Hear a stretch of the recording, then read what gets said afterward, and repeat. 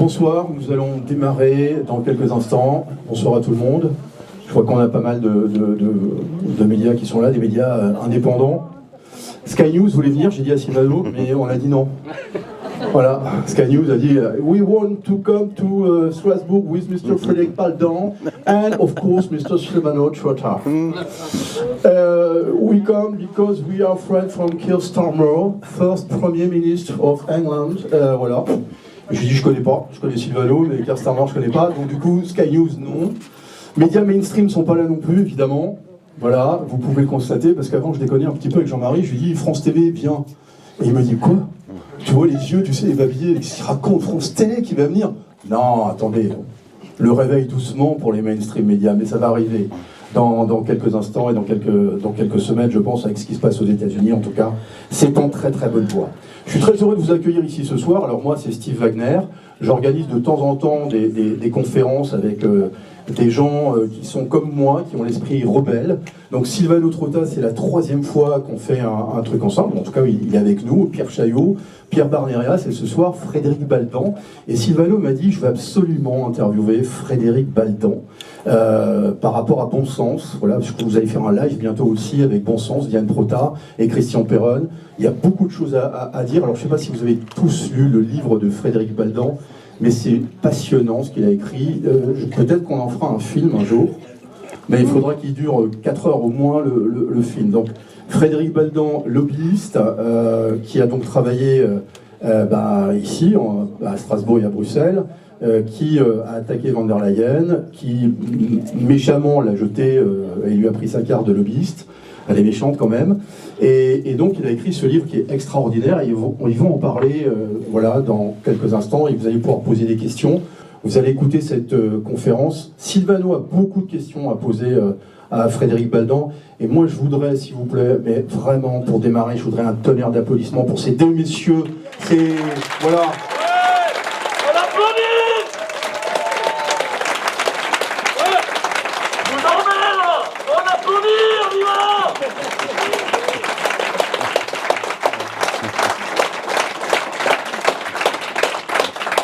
Je savais pas que tu avais emmené ton fan club. Voilà, je vous souhaite une très bonne soirée. Je donne un micro à Silvano et Trotta et Frédéric Baldon pour l'autre et je vous laisse maintenant avec le public. Bonne soirée. Merci. Ça marche, tu penses? Ça a l'air de marcher. Ça a l'air de marcher. Frédéric, c'est quoi un lobbyiste? Alors, ça dépend. Il y a plusieurs formes différentes, en fait, si tu veux. C'est ce que j'ai essayé d'expliquer dans le livre, c'est que les gens, on voit par exemple tous les jours à la TV, et qui sont décrits comme des experts, et qui ne se rendent pas compte, en fait, qu'ils correspondent à la définition d'un lobby. Je ne sais pas si tout le monde m'entend bien, ou vous voulez que je peux voir pourquoi ça va.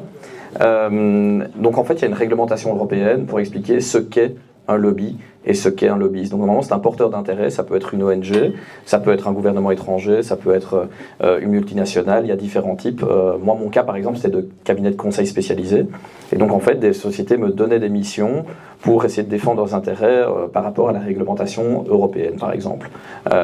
Et donc les lobbies sont normalement des porteurs d'intérêt. On en voit toute une série par exemple sur les plateaux de TV qui viennent soit défendre l'intérêt de l'industrie pharmaceutique en te disant que il y a une menace imminente, c'est terrible, il faut consommer leurs produits, comme ceux qui sont pro-guerre par exemple, parce qu'ils ont un intérêt qui est directement ou indirectement lié à l'industrie de l'armement. Donc c'est quelque chose d'assez fréquent, pour lequel on n'est pas bien éveillé au niveau de la transparence des médias. J'avais entendu une fois Philippe de Villiers dire que quand il était au Parlement européen, sa porte, elle toquait toutes les 3 minutes, c'était un lobbyiste. Bon, il suffit de regarder pour s'en convaincre en fait le registre de transparence de l'Union européenne, la quantité de lobbies qui est déclarée, on ne prend pas les non déclarés, est déjà beaucoup plus importante que presque le personnel des institutions européennes. Hein, donc c'est clair qu'il y a un intérêt avec énormément de lobbyistes sur place. Pourquoi? Parce que ça peut être très rentable pour eux. Il y a certains business models qui fonctionnent qu'à condition de faire du lobbying. Le pharmaceutique, c'est très réglementé, donc le lobbying a une place prépondérante dans cette industrie. Ouais, tu me disais, on se baladait près du Parlement il y a 1 mois et demi, et il y avait plein de nouveaux bâtiments qui étaient en construction. J'ai dit, mais qu'est-ce qu'ils vont bien pouvoir construire? Qu'est-ce qu'ils vont pouvoir mettre là-dedans? Et tu m'as répondu, Ouais, ils vont pouvoir mettre des bureaux de lobbying, et ils vont pouvoir mettre des fonctionnaires, quoi. Donc voilà, c'est à peu près que ça qui va occuper l'économie locale. Donc on le voit à Bruxelles, par exemple, ça peut booster l'immobilier, parce que ça loge un nombre de gens très important, ça a besoin d'un restaurant très important, et donc en fait ça devient un microcosme local dans la ville. Alors raconte-nous comment on t'a viré de ton métier de lobbyiste. Alors il y a deux versions, il y a la mienne et il y a celle des institutions européennes. Donc voilà, si on écoute les institutions européennes, c'est une coïncidence de date, voilà, et un contrôle aléatoire.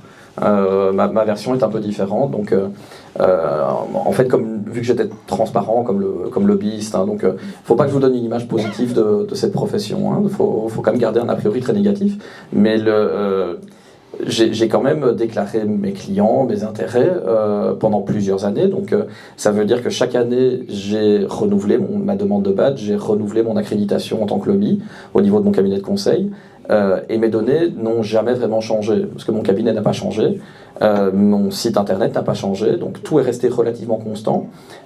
Et soudainement, les institutions européennes, après que j'ai saisi la Cour de justice de l'Union européenne pour faire suspendre Ursula von der Leyen de ses fonctions, j'ai donné une conférence de presse avec Michel Rivasi, qui aujourd'hui est décédé, et 3 heures après cette conférence de presse au Parlement européen, ce qu'on appelle le secrétariat du registre de transparence, qui est un truc un peu obscur, on ne comprend pas bien qui est derrière, il n'y a même pas d'organigramme de la structure pour vous dire, donc c'est vraiment pas du tout transparent. Ils se sont dit, on va faire un contrôle de la régularité de vos données. Et ils ont conclu que mes données étaient incohérentes. Voilà, c'est un peu perturbant parce qu'on ne te donne pas vraiment une accusation claire, on te dit voilà, les données qui sont cohérentes depuis 6 ans, spontanément elles ne le sont plus, et donc ils ont fait toute une série de questions qui n'avaient ni queue ni tête, et de toute façon depuis le début leur objectif est de dire vu que vous n'arrivez pas à résoudre ce problème de non-conformité de vos données, on va quand même vous retirer de ce registre. Donc j'avais eu la première bonne idée de dire je suis peut-être pas assez transparent, je vais ajouter des données dans ma déclaration. Donc j'ai dit que la plainte pénale contre Ursula von der Leyen ne faisait pas partie de ma déclaration, donc je l'ai indiqué dans les remarques, et donc la déclaration était publique. Apparemment ça leur a pas fait plaisir, donc j'ai dit aussi que la demande de suspension d'Ursula ne faisait pas partie de ma clientèle, et n'était pas une activité professionnelle, au risque, aussi il y avait une confusion. Ils n'ont pas beaucoup apprécié la publicité, donc ils ont décidé de suspendre mon accréditation et de retirer mon badge. Mais donc voilà. Qu'est-ce qui t'a poussé à porter plainte contre Ursula von der Leyen ? Bon, tout d'abord, c'est ce que j'ai essayé d'expliquer dans le livre, c'est la chronologie. C'est-à-dire qu'au départ, je m'occupe des questions notamment d'aviation et de formation des pilotes. Et je vois une affiche dans le Parlement européen. Il y a une conférence qui est organisée sur la sécurité à bord d'un avion. Alors c'est vrai qu'elle concerne les effets secondaires, mais bon, je me dis, vu que c'est mathématique, je suis au Parlement européen, je vais aller voir. Et je tombe pour la première fois à Diane Prota, en fait, que je ne connaissais pas à l'époque. Et je tombe sur des syndicats de pilotes qui sont venus au Parlement expliquer qu'ils avaient des effets secondaires graves en vol, des paralysies faciales, des amnésies, des problèmes cardiaques, toute une série de choses que je découvrais un peu en étant dans la pièce. Et donc la commission invisibilisait ces navigants, personne ne voulait les écouter, donc quand ils interpellaient l'agence de la sécurité aérienne, elle faisait l'autruche en disant demander la commission renvoyait vers l'EMA, donc l'agence du médicament disait c'est pas nous, c'est l'EASA disait c'est pas nous, c'est les compagnies aériennes, et les compagnies aériennes disaient c'est pas nous, c'est les pilotes. Et donc les pilotes étaient bien arrangés, donc on les obligeait à prendre un produit qui les mettait, aujourd'hui on peut le dire, contractuellement en danger, vu que j'ai quand même certaines informations en tête, et on forçait ces gens alors que l'injection de ce produit était contradictoire avec toute la réglementation qui existait en matière de sécurité aérienne. Donc quand ils prennent un antihistaminique, ils peuvent plus voler pendant, je sais plus, il faudrait demander à Diane, mais entre 24 et 48 heures.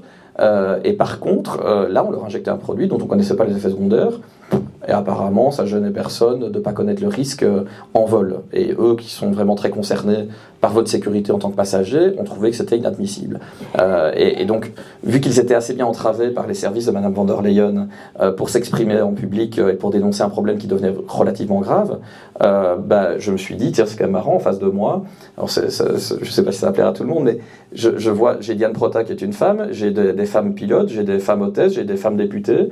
Et je me dis, il n'y a pas un mec dans la salle pour quand même, est-ce qu'on va vraiment accepter que ça soit exclusivement de femmes qui viennent nous défendre sur la place publique? Parce qu'à un moment donné, c'est bien gentil, mais on va quand même faire œuvre utile. Donc, pour être honnête, il y avait Robert Roos, qui est le député hollandais, qui était dans la salle, hein, donc je n'étais pas le seul homme sur place. Et donc, je suis allé trouver Diane Prota pour lui expliquer comment, moi, comme lobbyiste, j'ai une stratégie différente de celle d'un avocat. Donc, je leur explique, par exemple, qu'il ne faut pas attendre que des faits se produisent, puis mobiliser des pièces et essayer de faire un procès. Il faut tout balancer, pas à l'EASA, mais au directeur de l'EASA, et puis de lui écrire en lui disant, écrire à tout le monde en même temps et en copie, en disant, on vous l'envoie pour que vous soyez pleinement informés. Donc en cas de crash aérien, on vous dira que ce que vous avez fait, c'est de l'ordre de l'intention pénale. Donc si on l'a prévenu avant, on en a la preuve matérielle. Et donc on a développé toute une série de stratégies. Et cette conférence m'a après poussé à suivre le sujet. Donc il y a eu l'audition normalement de monsieur Albert Bourla, qui apparemment connaît bien Madame von der Leyen. Récemment, j'ai entendu son avocate me dire qu'il fallait que je respecte sa vie privée, donc voilà, je suppose qu'ils ont une relation privée. C'est pour moi qui l'ai dit, hein, c'est elle devant un juge, donc j'ai pas de problème de diffamation. Et donc monsieur Bourla, dans son courage bien connu, hein, vous pouvez voir dans des petites vidéos par exemple des gens qui le poursuivent à Davos pour faire son interview, il est un tout petit peu fouillant. Là, ce jour-là aussi, devant la commission spéciale du Parlement européen, il était fouillant. Et donc il n'est pas venu se présenter pour répondre aux questions des parlementaires sur son contrat, sur son produit, toute une série de choses qui étaient normales dans le cadre d'un contrôle parlementaire. Et c'est là que j'ai découvert cette charmante dame qui s'appelle Janine Small. Voilà. Et Janine Small, elle a très simplement répondu à la question qu'on lui posait de manière relativement transparente, qui n'a rien à lui dire. Et elle a donné une information qui était que, par exemple, son produit n'a jamais été étudié pour empêcher les contaminations d'un individu à l'autre. Et donc, moi, pour vous dire, j'avais une petite expérience dans ma ville natale des infractions imputables aux fonctionnaires. Vu que je viens d'une ville où en fait les politiciens sont mis à vendre des immeubles publics pour montant symbolique, donc ça veut dire des prix entre 1 et 100 euros, à des fils de politiciens. Ça choque personne, hein. Il ne faut pas imaginer qu'il y a de la corruption, c'est parce que la ville n'a pas moyen de faire autrement, hein. On est bien d'accord. Et donc ça m'a poussé à étudier le code pénal belge sur les infractions imputables aux fonctionnaires, ce qui est une matière que les avocats en général ne connaissent pas bien, parce qu'il n'y a pas de personne qui poursuit les fonctionnaires. Et donc par exemple, je sais que dans le droit belge, il y a une particularité qui est que les atteintes arbitraires aux droits et libertés garanties par la Constitution, si elles sont légitimes, proportionnées, strictement nécessaires, elles sont légales. Par contre, si elles sont arbitraires, ça veut dire qu'il n'y a rien qui justifie qu'on fasse des restrictions de liberté fondamentale. Alors, si c'est un fonctionnaire qui l'ordonne ou un politique, il commet une infraction pénale. Et donc, quand je vois Janine Small détruire en fait le narratif du gouvernement, parce qu'il nous dit vous prenez le produit, vous allez protéger les autres, et qu'elle dit le produit n'a pas été étudié à cette fin, c'est simple comme bonjour, hein, il n'y a pas besoin d'études scientifiques. Et c'est d'ailleurs ça qui m'intéresse, c'est de dire en fait l'avis d'un docteur contre l'autre. Ça ne m'intéresse pas vraiment. Moi, ce qui m'intéresse, c'est contractuellement quel engagement ils ont pris entre le vendeur et l'acheteur, déjà. Donc voilà. Et là, elle, qui représente Albert Bourla, qui n'a pas dîné se présenter, elle avoue quelque chose qui est caché dans les contrats, et d'ailleurs qui est abusivement caché dans un contrat, parce que de savoir que le produit n'a pas été étudié pour être antipandémique, normalement, ce n'est pas un secret commercial. C'est-à-dire que si un produit est inefficace, ce n'est pas un secret d'affaires. Ce n'est pas de nature à donner un avantage concurrentiel unique à une entreprise. Que ça soit la preuve d'une escroquerie, ça c'est autre chose, mais les pouvoirs publics ne peuvent pas rendre secret un document parce qu'elle révèle une escroquerie. Et donc là, je commence vraiment à comprendre ce qui se passe, de voir que c'est infractionnel. Et au départ, en fait, vous trouverez dans le livre que j'ai essayé de reproduire, c'est pas intégralement, mais une énorme partie d'une lettre que j'ai adressée à ce qu'on appelle le Collège des procureurs généraux de Belgique. Donc en fait, c'est vraiment nos plus hauts magistrats qui donnent les directives d'application de la justice, par exemple, quand il a fallu faire respecter des mesures d'interdiction par exemple, de se promener en rue sans porter de masque. C'est le Collège des procureurs généraux qui explique aux procureurs, qui explique aux magistrats et qui explique aux policiers qu'ils doivent faire respecter cette règle. Et comment ils doivent la faire respecter. Et donc, je me dis quand même, peut-être que les procureurs généraux ont été trompés dans cette situation. Et donc, j'ai quand même la politesse de dire, je vais essayer de les saisir. Je fais une saisine, je leur envoie en disant, j'ai le témoignage de Madame Small, au cas où vous ne serez pas parvenu, je vais attester sur l'honneur que les propos ont bien été tenus. Je vais vous en fournir une vidéo en vous disant que ce n'est pas un montage.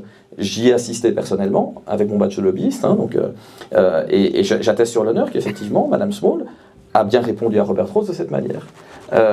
Et j'ai quand même demandé aux procureurs généraux, d'abord, peut-être pour récupérer l'honneur de leur titre, fonction et institution, de présenter leurs excuses à la population, parce que ce qu'ils ont fait quand même, et c'est tout un problème aujourd'hui au niveau de la justice, autant que les médias, autant que le politique, ça a causé des morts par suicide, ça a fait des morts dans les homes, ça a détruit la jeunesse de jeunes, ça a enfoncé des gens dans la drogue, il y a eu des conséquences dramatiques à ces prises de décision politiques et judiciaires.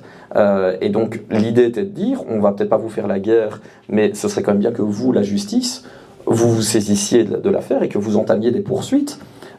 Et donc, qu'est-ce qui s'est passé? D'abord, ils ont essayé de pas réceptionner ma lettre, ce qui était une mauvaise idée. Donc voilà, on a menacé de leur envoyer un huissier s'ils ne donnaient pas d'accusé de réception. Et donc ils ont fini par être polis et accusés de réception de ce courrier. Mais au final, le collège des procureurs était tellement mal pris qu'ils n'ont jamais en fait organisé de poursuite, même sollicité l'autorité compétente ou demander à un parquet national de s'en saisir en disant qu'on leur a rapporté des faits qui étaient infractionnels, donc que la justice s'en saisisse au niveau qui est opportun. Non, rien n'a été fait. Et donc, à ce moment-là, on finit par se dire, on a différents éléments de plus en plus importants qui montrent qu'il y a des infractions pénales qui sont commises au sein de la Commission européenne, notamment on a Sandra Gallina, donc il faut vous dire, la Commission européenne, vu que c'est une grosse machine, elle a ce qu'on appelle les directions générales, donc des DG. Et dans plusieurs domaines, donc par exemple, il y a la DG Santé. Donc toutes les questions de santé sont traitées par ce service spécial de la Commission européenne. Et il y a toujours des Head of Unit, donc des chefs d'unité dans ces DG. Et on a une dame très charmante, elle s'appelle Sandra Gallina, qui nous explique que les juristes de son administration lui ont expliqué que ce qu'elle faisait était tout à fait illégal, mais qu'est-ce que vous voulez, elle s'en fout, et de toute façon c'est pour ça que les jeunes l'aiment bien, donc voilà. Donc, elle était plutôt sympa, et elle le fait quand même, donc pas chez moi, elle le fait en audition filmée au Parlement européen. Donc c'est extraordinaire de voir qu'en fait il y a énormément d'éléments, ils sont juste publics. La question c'est, est-ce que vous êtes capable de les comprendre quand vous les voyez? Est-ce que vous êtes capable d'y avoir accès? Est-ce que vous êtes capable de les agréger pour comprendre le lien qu'il y a entre ces différents éléments qui en fait sont publics? Donc il n'y a pas vraiment de secret, si vous voulez, là-dedans. C'est juste une question de connaissance, d'accès à l'information. Donc normalement, vous devriez être aidé dans cette recherche par des journalistes qui devraient s'intéresser à ces informations, vous en faire l'analyse, vous rapporter ces faits. Bon, récemment, ils ont plutôt décidé de vous insulter, mais normalement, ça devrait être de vous éclairer comme ça. Vous n'avez pas le temps au quotidien de chercher ces informations partout. Peut-être vous n'avez pas le niveau de connaissances nécessaires pour savoir où elles se trouvent. Mais normalement, quand on est spécialisé, on y a accès. Alors c'est vrai que vu qu'ils faisaient pas vraiment leur boulot et que je voyais que, les gens pouvaient comprendre des choses qui étaient de l'ordre de la bribe d'information. Ils pouvaient comprendre, par exemple, ils entendaient parler de Young Global Leaders, ils ne comprenaient pas exactement ce que c'était. Donc ils avaient une information incomplète qui les rendait un peu rageux par moment et qui les poussait à mal s'exprimer. Donc par exemple, ils allaient dire ils ont fait ça. Mais qui est ils? Et donc je me rendais compte qu'il y avait vraiment un défaut de connaissance assez important au sein de la population.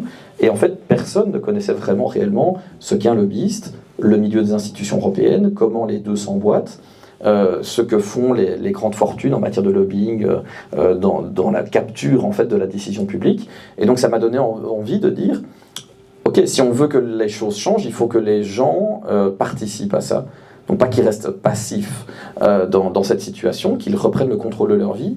Et la seule façon de vous aider à le faire collectivement, c'est de vous apprendre comment fonctionne le monde dans lequel vous vivez. En sachant que vous n'avez jamais été dans ces institutions a priori. Donc c'est comme un nouveau monde que vous devez découvrir. Et cette ignorance, en fait, vous confine à l'impuissance. Et donc je me suis dit, pour vraiment arriver à faire en sorte qu'on ait une masse de plus en plus éclairée, parce que le job des institutions, c'est de vous rendre de plus en plus bête. Donc comme ça, vous êtes servile, c'est très bien, tout le monde est content. Mais donc j'ai voulu faire l'inverse, faire le pari d'intelligence en disant, si je vous explique les choses, dans le maintien de leur complexité, parce qu'elles sont complexes, mais de manière simple pour qu'elles soient accessibles à tout le monde. Donc ça demande un effort, mais tout le monde peut y arriver. Je fais vraiment cause utile. Donc je vais vraiment démultiplier mon effort. Et à la fin, c'est vous, le public, qui allez finir par nous aider à agir et former une masse qui va être suffisamment critique pour embêter mes copains de la Commission européenne. Et donc voilà, c'est vraiment l'utilité première, si tu veux, qui ressort de ça. Donc d'une part, j'ai agi, d'autre part, on a une procédure qui a été longue, sur laquelle on peut revenir après.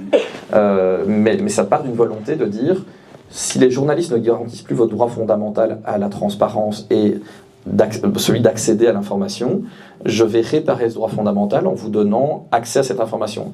Alors, le problème, c'est qu'elle est tellement dense et vaste,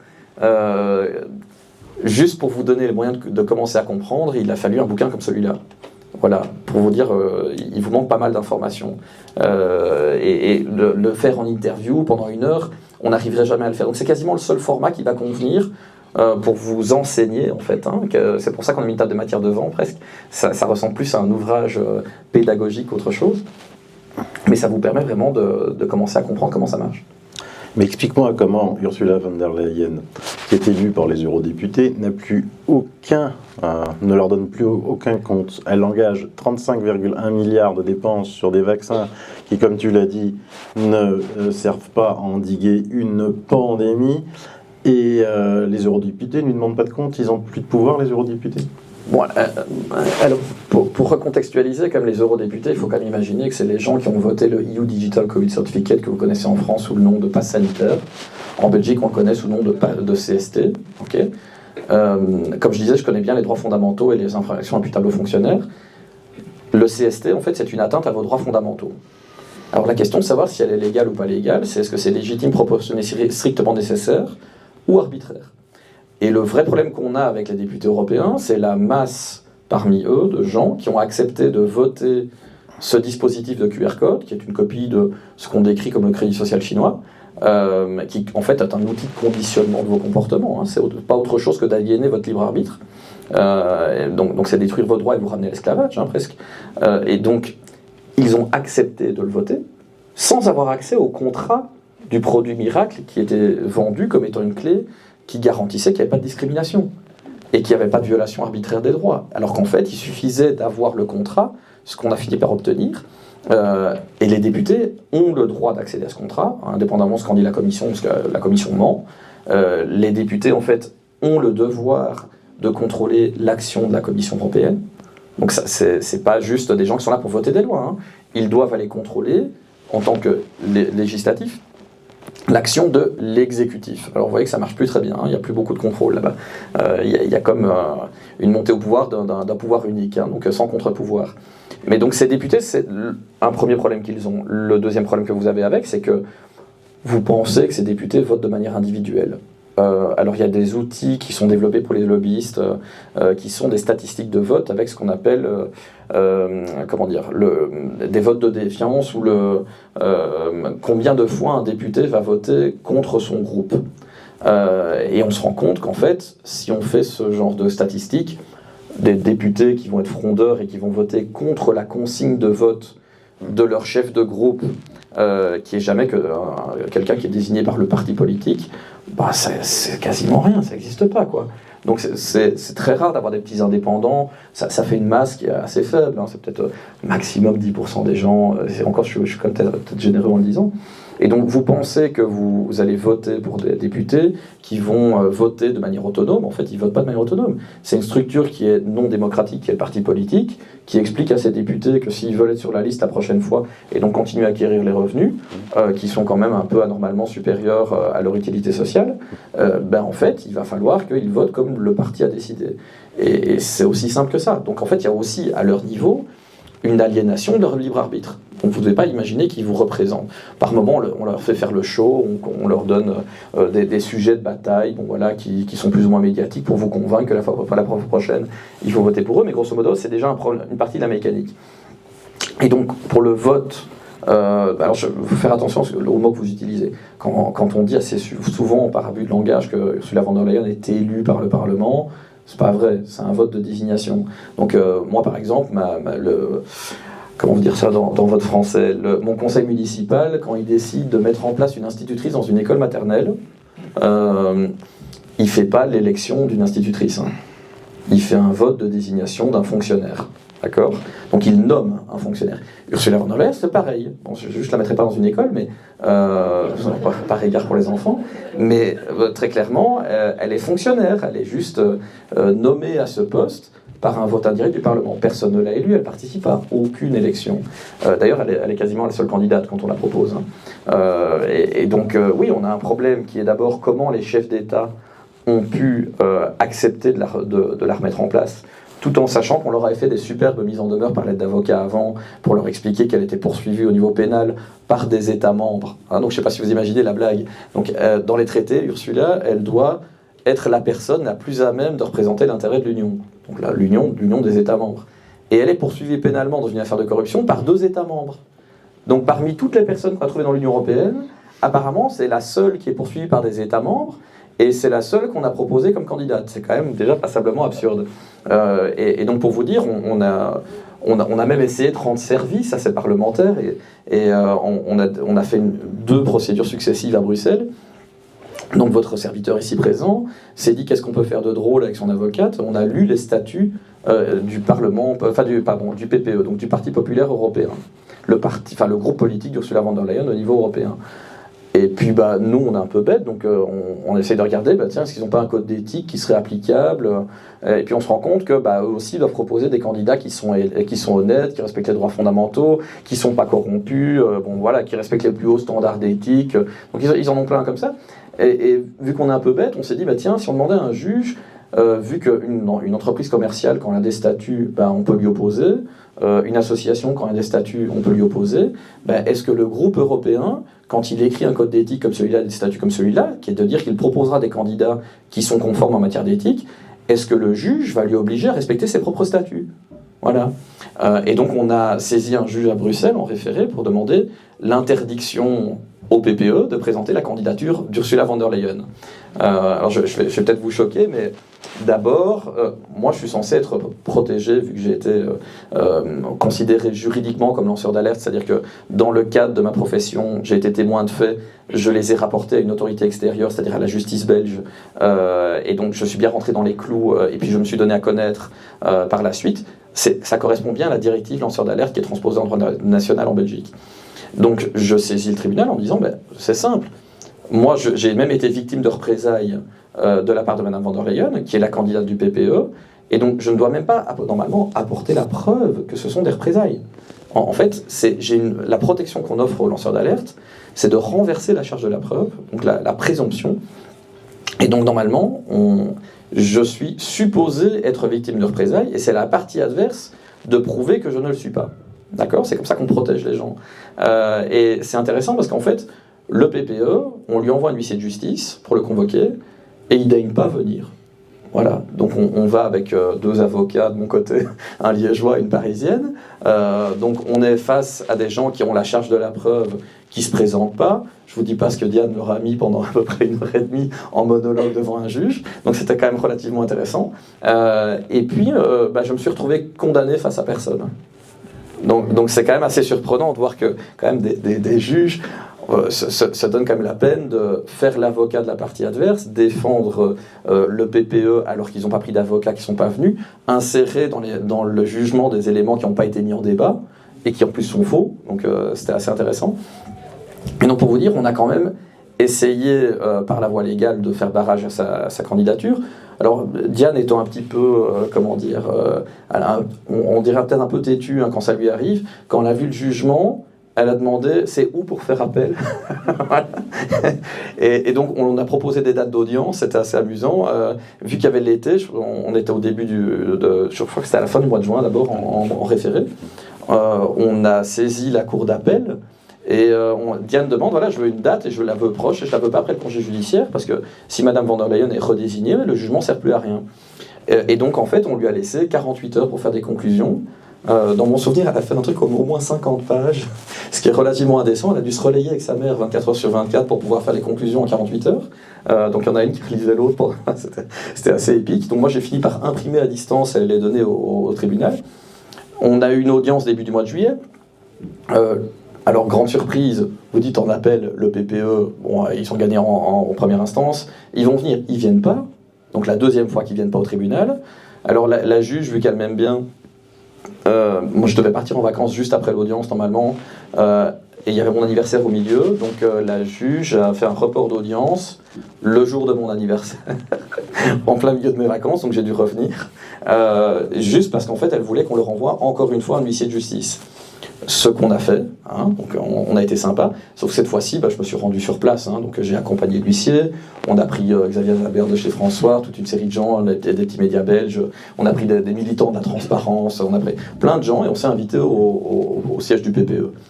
Ça leur a fait quand même un choc un peu traumatique, hein, donc le fait qu'on rentre avec un huissier, ils ont dû descendre le secrétaire du parti qui a un air de mafieux, comme ça c'est un grec assez sympathique, qui nous a expliqué qu'en fait il prenait pas les plis de l'huissier parce que c'était en français, et qu'il n'allait pas le signer, donc l'huissier lui a dit je suis très content pour vous, moi je vais le laisser là, de toute façon je suis officier ministériel, donc votre signature ne m'intéresse pas vraiment. Donc c'était plutôt chouette, il a reçu un petit bottin comme ça, il était un peu de mauvaise humeur, et vu que là on a fait un électrochoc, le parti de Madame van der Leyen, c'est comme des gens sympas, ils ont fini par envoyer des avocats, voilà. Et donc ils ont envoyé un drôle de cabinet d'avocats qui en fait est un cabinet de lobbying. Hein, c'est choquant, un parti politique qui se défend en justice avec un cabinet de lobbying. Donc je suppose qu'il y avait que celui-là qui était disponible, ils n'en connaissaient pas d'autres. D'ailleurs c'était un cabinet qui avait défendu Eva Kaili. Donc la vice-présidente, vous connaissez dans le Qatargate, où la police judiciaire a retrouvé des billets de banque chez elle, bon, voilà, un peu cachés partout. Donc ce sont des gens sympathiques. Elle a fait un peu de prison chez nous, donc voilà, maintenant elle est libre, hein, rassurez-vous. Hein, c'est quand même important qu'elle puisse retourner au Parlement européen après. Donc comme ça, il n'y a personne qui se sent seul. D'ailleurs c'était drôle parce que son juge d'instruction, il était très embêté après l'enquête. Donc on l'a embêté par toutes les façons possibles et imaginables, il a même dû déposer une plainte.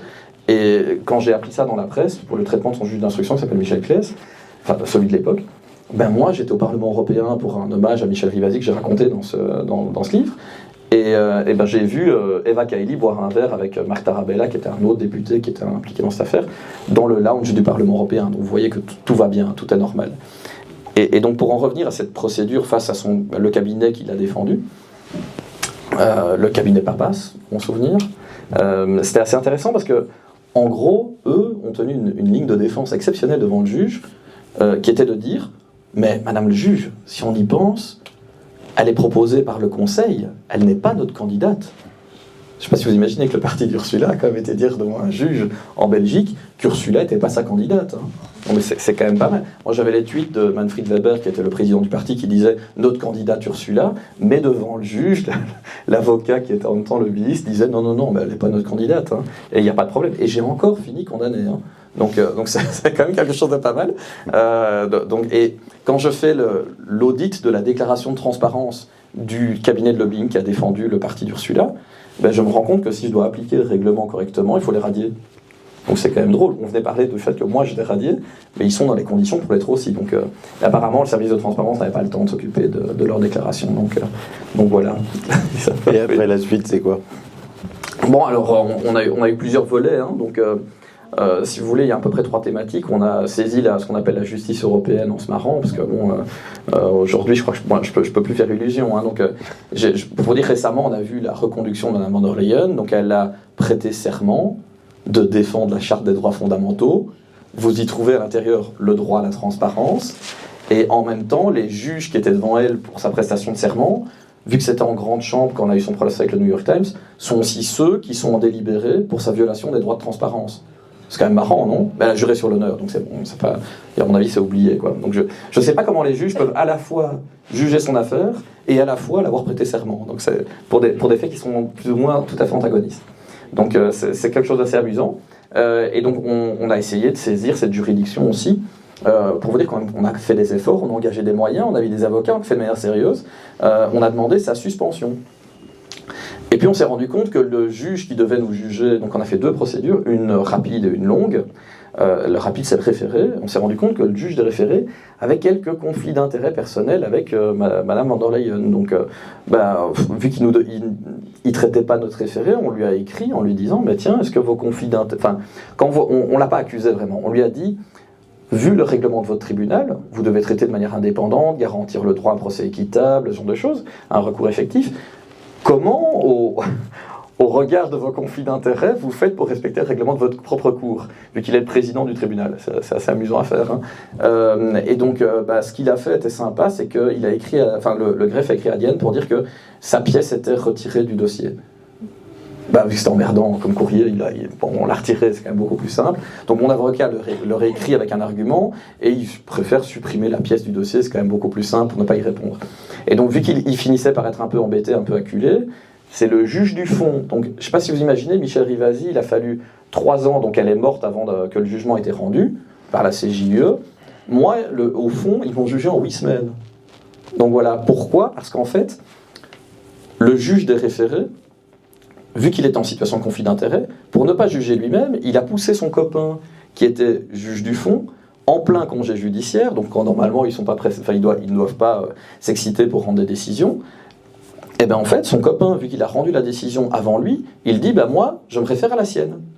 Et donc comme ça, il évite son énorme problème de conflit d'intérêts. Mais donc, on voit que ce qu'ils prennent comme décision, ce sont des décisions qui sont complètement contraires au droit. Vous regardez ce qu'ils disent, par exemple, des droits fondamentaux, c'est quelque chose qui est devenu génial, c'est-à-dire que nos procès sont le procès des droits de l'homme, au final. On a 2 points de vue différents. Nous, vous prétend que vos droits fondamentaux, ils vous sont garantis, indépendamment de savoir si l'État a envie de vous les garantir ou pas. Mais pour nous, ils existent à partir du moment où on considère qu'ils doivent nous être garantis. Et donc ça veut dire que si on viole vos droits fondamentaux, vous êtes automatiquement préjudicié. C'est normal, sinon votre droit n'existe pas. Si on peut violer vos droits de manière gratuite, ça veut dire qu'ils n'existent pas, ils ne sont pas garantis. Et donc, par exemple, ici à Strasbourg, vous avez la CEDH, donc qui dépend du Conseil de l'Europe, qui ne dépend pas des institutions européennes, c'est plus large en matière de pays. La CEDH, elle a une jurisprudence qui dit que violer les droits fondamentaux, effectivement, ça crée une présomption automatique de dommages. Et les juges administratifs de l'Union européenne, à la CJUE, ils sont comme arrivés à nous dire exactement le contraire.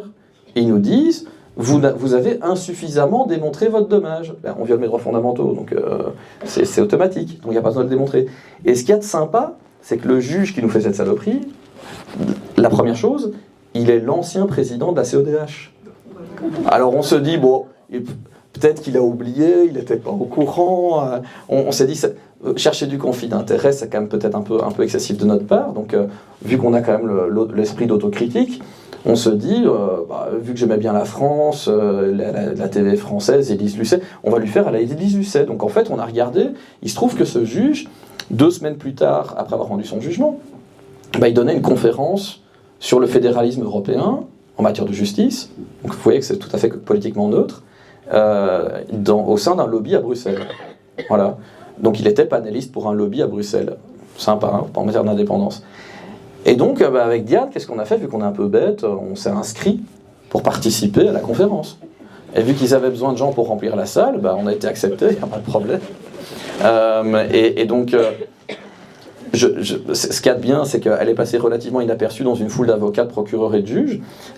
Et donc, à un moment donné, ils ont proposé qu'on fasse des questions ouvertes et qu'on passe le micro dans la salle. Donc Diane, qui est très sympa, a dit « Moi, j'ai une question ». Et donc c'était sympa parce que nous, on a posé des questions sur le droit à la transparence, par exemple. Et là, on est devant un parterre d'avocats et de juges. Donc qu'est-ce qu'on fait ? On leur pose la même question que celle qui est en cause dans le jugement, donc à savoir si on viole des droits fondamentaux, est-ce que ça crée un dommage ? Mais sauf que là, ce qu'on fait, c'est on dit « le droit des avocats ». Vous voyez le truc marrant ? Donc au milieu des avocats, on dit oui, mais si on viole le droit des avocats, vous voulez faire un nouveau texte pour les protéger, mais est-ce qu'il n'y a pas une présomption de dommage ? Et il se fait que personne ne veut répondre à cette question et que ça finit chez notre juge, pas de bol. Et ce mec lui dit vous avez parfaitement raison, d'ailleurs la juridiction strasbourgeoise rappelle cela très souvent aux États membres. Donc le mec, à 2 semaines près, il nous fait l'affirmation qui contredit totalement le jugement qu'il nous a rendu. C'est quand même pas mal, hein. Moi je crois à fond en son intégrité. En plus, il a même écrit de la littérature sur le sujet.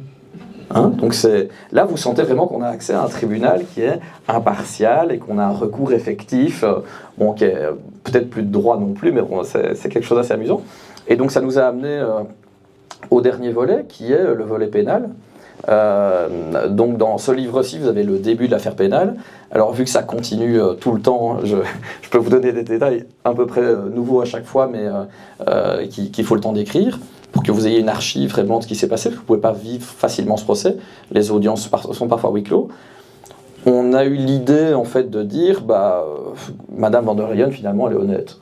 Bon, non, on peut le présumer. Donc, moi, à partir du moment où elle me dit, j'ai des SMS et je les ai plus, Ok, on va dire que c'est vrai. On va pas dire qu'elle les retient, qu'elle les cache. Mais si elle les a plus, elle les a détruits. Voilà. Et vu que c'est des documents administratifs, ça s'appelle la destruction de documents administratifs. Donc moi, j'ai pas besoin de présumer qu'elle ment. Je dis qu'elle dit la vérité, il n'y a pas de problème. Et donc, vu qu'on a quand même quelques indices assez graves, on dit, on l'accuse de corruption, prise illégale d'intérêt, donc ce qui est à peu près lié à la corruption dans des manières un peu différentes. Et on dit aussi que, vu qu'elle n'avait pas été mandatée par mon État pour négocier des achats des produits de Pfizer, et que la santé est une prérogative exclusive des États, normalement, il y a une compétence d'appui, mais normalement, c'est bien les États membres qui sont en charge. Et en fait, on dit qu'elle a fait de l'immixtion dans les titres et fonctions. Ça veut dire qu'elle s'est arrogé le pouvoir de mon État. Et chez moi, quand quelqu'un fait ça, donc par exemple, vous dites je suis policier et vous commencez à faire de la circulation et vous l'êtes pas, normalement, c'est passible de peine de prison. Voilà, Madame von der Leyen, quand elle dit moi je suis comme le roi des Belges ou comme le Premier ministre et je fais ce que je veux à sa place, il lui arrive normalement la même chose. Et donc on s'est retrouvé avec une plainte qui avait de multiples préventions pénales. Et on a en fait en Belgique un régime de juge d'instruction indépendant qui pour le coup était relativement indépendant jusqu'à un moment. Et donc vous savez, j'ai à un moment l'idée de me dire l'infraction quelque part, violer mes droits fondamentaux, on me les viole là où je me trouve. Donc pourquoi est-ce que j'irais à Bruxelles déposer plainte ? En plus il y avait certains faits qui s'étaient produits à Liège qui étaient marquants. Et donc je me dis on va demander à un juge liégeois. Parce que c'est à côté de chez moi, donc moi personnellement, je ne sais pas où elle a écrit Albert Bourla, je ne sais pas où elle était quand elle a supprimé les messages d'Albert Bourla, je ne sais pas s'il y a eu corruption, si elle l'a fait à Liège, à Bruxelles, en Allemagne, j'ai pas d'idée de la matérialité des faits, donc je dis c'est assez simple. En plus, je me rappelais que j'avais été au procès d'un journaliste qui était embêté par des politiciens, parce qu'il les avait embêtés. Enfin, il avait fait un dossier d'investigation sur des problèmes de conflit d'intérêts et de corruption. Et donc, j'avais été le soutenir dans ce palais de justice, dans lequel il y avait une affiche des syndicats de magistrats qui avait un slogan, c'était « L'état de droit, j'y crois ». Encore une fois, un peu naïf, je me suis dit, on va aller poser la question, comme ça on saura. Est-ce que de l'état de droit, il y en a encore ? Est-ce qu'on y croit ou est-ce qu'on n'y croit pas ? Et je me suis dit, quel meilleur endroit que l'endroit où j'ai vu cette affiche ? Et donc voilà, on a fini par aller trouver un magistrat liégeois qui s'appelle le juge Frédéric Frenet. Donc au départ, il nous a expliqué tout ce qu'il pouvait faire qu'il ne prendrait pas notre affaire. Et en fait, c'est une espèce de sélection à l'entrée pour vous dire si vous n'êtes pas motivé, on va quand même pas prendre votre dossier. Et à la fin, il a quand même accepté de le prendre. D'ailleurs, maintenant, je vais quand même vous le dire, parce que j'ai plus de pudeur après ce qui s'est passé pendant l'été. Là où je me suis dit que c'était vraiment le bon endroit, c'est que quand il a demandé à Diane, d'abord il a parlé avec Diane de la constitution de partie civile, et il finit par me demander, mais vous faites quoi dans la vie ? Et donc je lui dis, je suis lobbyiste, et vu qu'on avait parlé beaucoup de médecine et de ce genre de choses, il a dit, mais c'est quel domaine de la médecine ? Parce que ça sonne un peu comme dentiste, orthodontiste, et donc là je me suis dit, en fait on est au meilleur endroit pour déposer plainte. Parce qu'à Bruxelles, c'est sûr que les réseaux d'influence étaient déjà bien établis, c'était assez facile, mais aller dans une justice de province où en fait les gens connaissent pas bien les milieux des institutions, on a plus de risques, plus de chances plutôt d'avoir un procès équitable qu'en se retrouvant à côté des institutions, là où en fait tout le monde est interconnecté, tout le monde va dans les mêmes salles de sport, tout le monde a les mêmes loisirs, habitudes, et donc c'est comme si on avait procédé naturellement au dépaysement, eu égard au fait que je subis les infractions là où je me trouve. Et donc, on a un juge d'instruction qui a ouvert une enquête. Voilà. Donc, au départ, il est un peu comme nous, il est un peu bête, on vient du même coin. Donc, on lui donne un dossier, on se constitue partie civile. Il fait quoi ? Il envoie un acte à la police judiciaire et puis il dit à ce qu'on appelle l'OCRC, donc l'Office central de la répression de la corruption. Donc, c'est une unité spéciale de la police judiciaire belge. C'est très peu d'enquêteurs, mais ils sont très spécialisés dans la matière des marchés publics et autres. Attendez, je vais juste faire ça-ci. Et il se fait que eux aussi, ils sont un peu comme nous, on leur demande de le faire, ils réfléchissent pas, ils se disent pas que ça va déranger quelqu'un, donc voilà, ils font un rapport de 1000 pages. Voilà, on essaie de regarder comment on peut informer le public avec ça, mais c'est pas tout à fait simple sur le plan juridique, mais je pense qu'un jour on y arrivera. Mais ce rapport est plutôt quand je le lis, ça a fini par me dire, je vais demander à la cour le renvoi en correctionnel immédiat. Voilà, parce qu'en fait, j'ai l'impression que la police est de mon avis. sur le fait que les infractions ont été commises. Et puis on a vu arriver quelqu'un de super sympa, c'est le procureur européen, d'accord ? Et alors, si vous voulez, c'est ce qu'on appelle l'EPPO, le European Public Prosecutor Office. Donc c'est le parquet européen qui est basé à Luxembourg pour le bureau central, et puis ils ont une antenne dans chaque pays, d'accord ? Donc par exemple à Paris, il y a un bureau de l'EPPO. Il faut rappeler que c'est récent quand même. Oui, donc c'est une construction très récente. Alors je vais essayer de vous le dire sans détour, comme ça on ne perdra pas de temps. Donc c'est une tentative de la Commission européenne de s'accaparer le pouvoir judiciaire. D'accord ? On va pas tourner autour du pot. C'est pour ça que le règlement est écrit avec les pieds, c'est pour ça que personne ne comprend rien à ce qui est écrit. Ce qu'ils veulent faire est parfaitement illégal, c'est contraire au traité. Ils le savent. D'ailleurs, on vous dit que c'est un parquet européen alors qu'il n'y a pas l'unanimité des États membres pour le créer. Pourquoi ? Parce que le fait de lui donner ce nom, quand vous en parlez dans la presse, vous êtes obligé de dire « le parquet européen ». Alors qu'en fait, non, c'est une agence de l'Union européenne qui résulte de ce qu'on appelle une coopération renforcée entre les États en vue de créer un parquet européen. D'accord ? Mais donc, par abus de langage, on fait comme si la situation était acquise. D'accord ? Donc, c'est purement de la malhonnêteté. Et donc, pour vous dire, c'était un peu nouveau pour nous aussi, le parquet européen, donc on a dû un peu s'y intéresser. Et on s'est demandé quel est le degré d'indépendance du parquet européen par rapport à Ursula von der Leyen.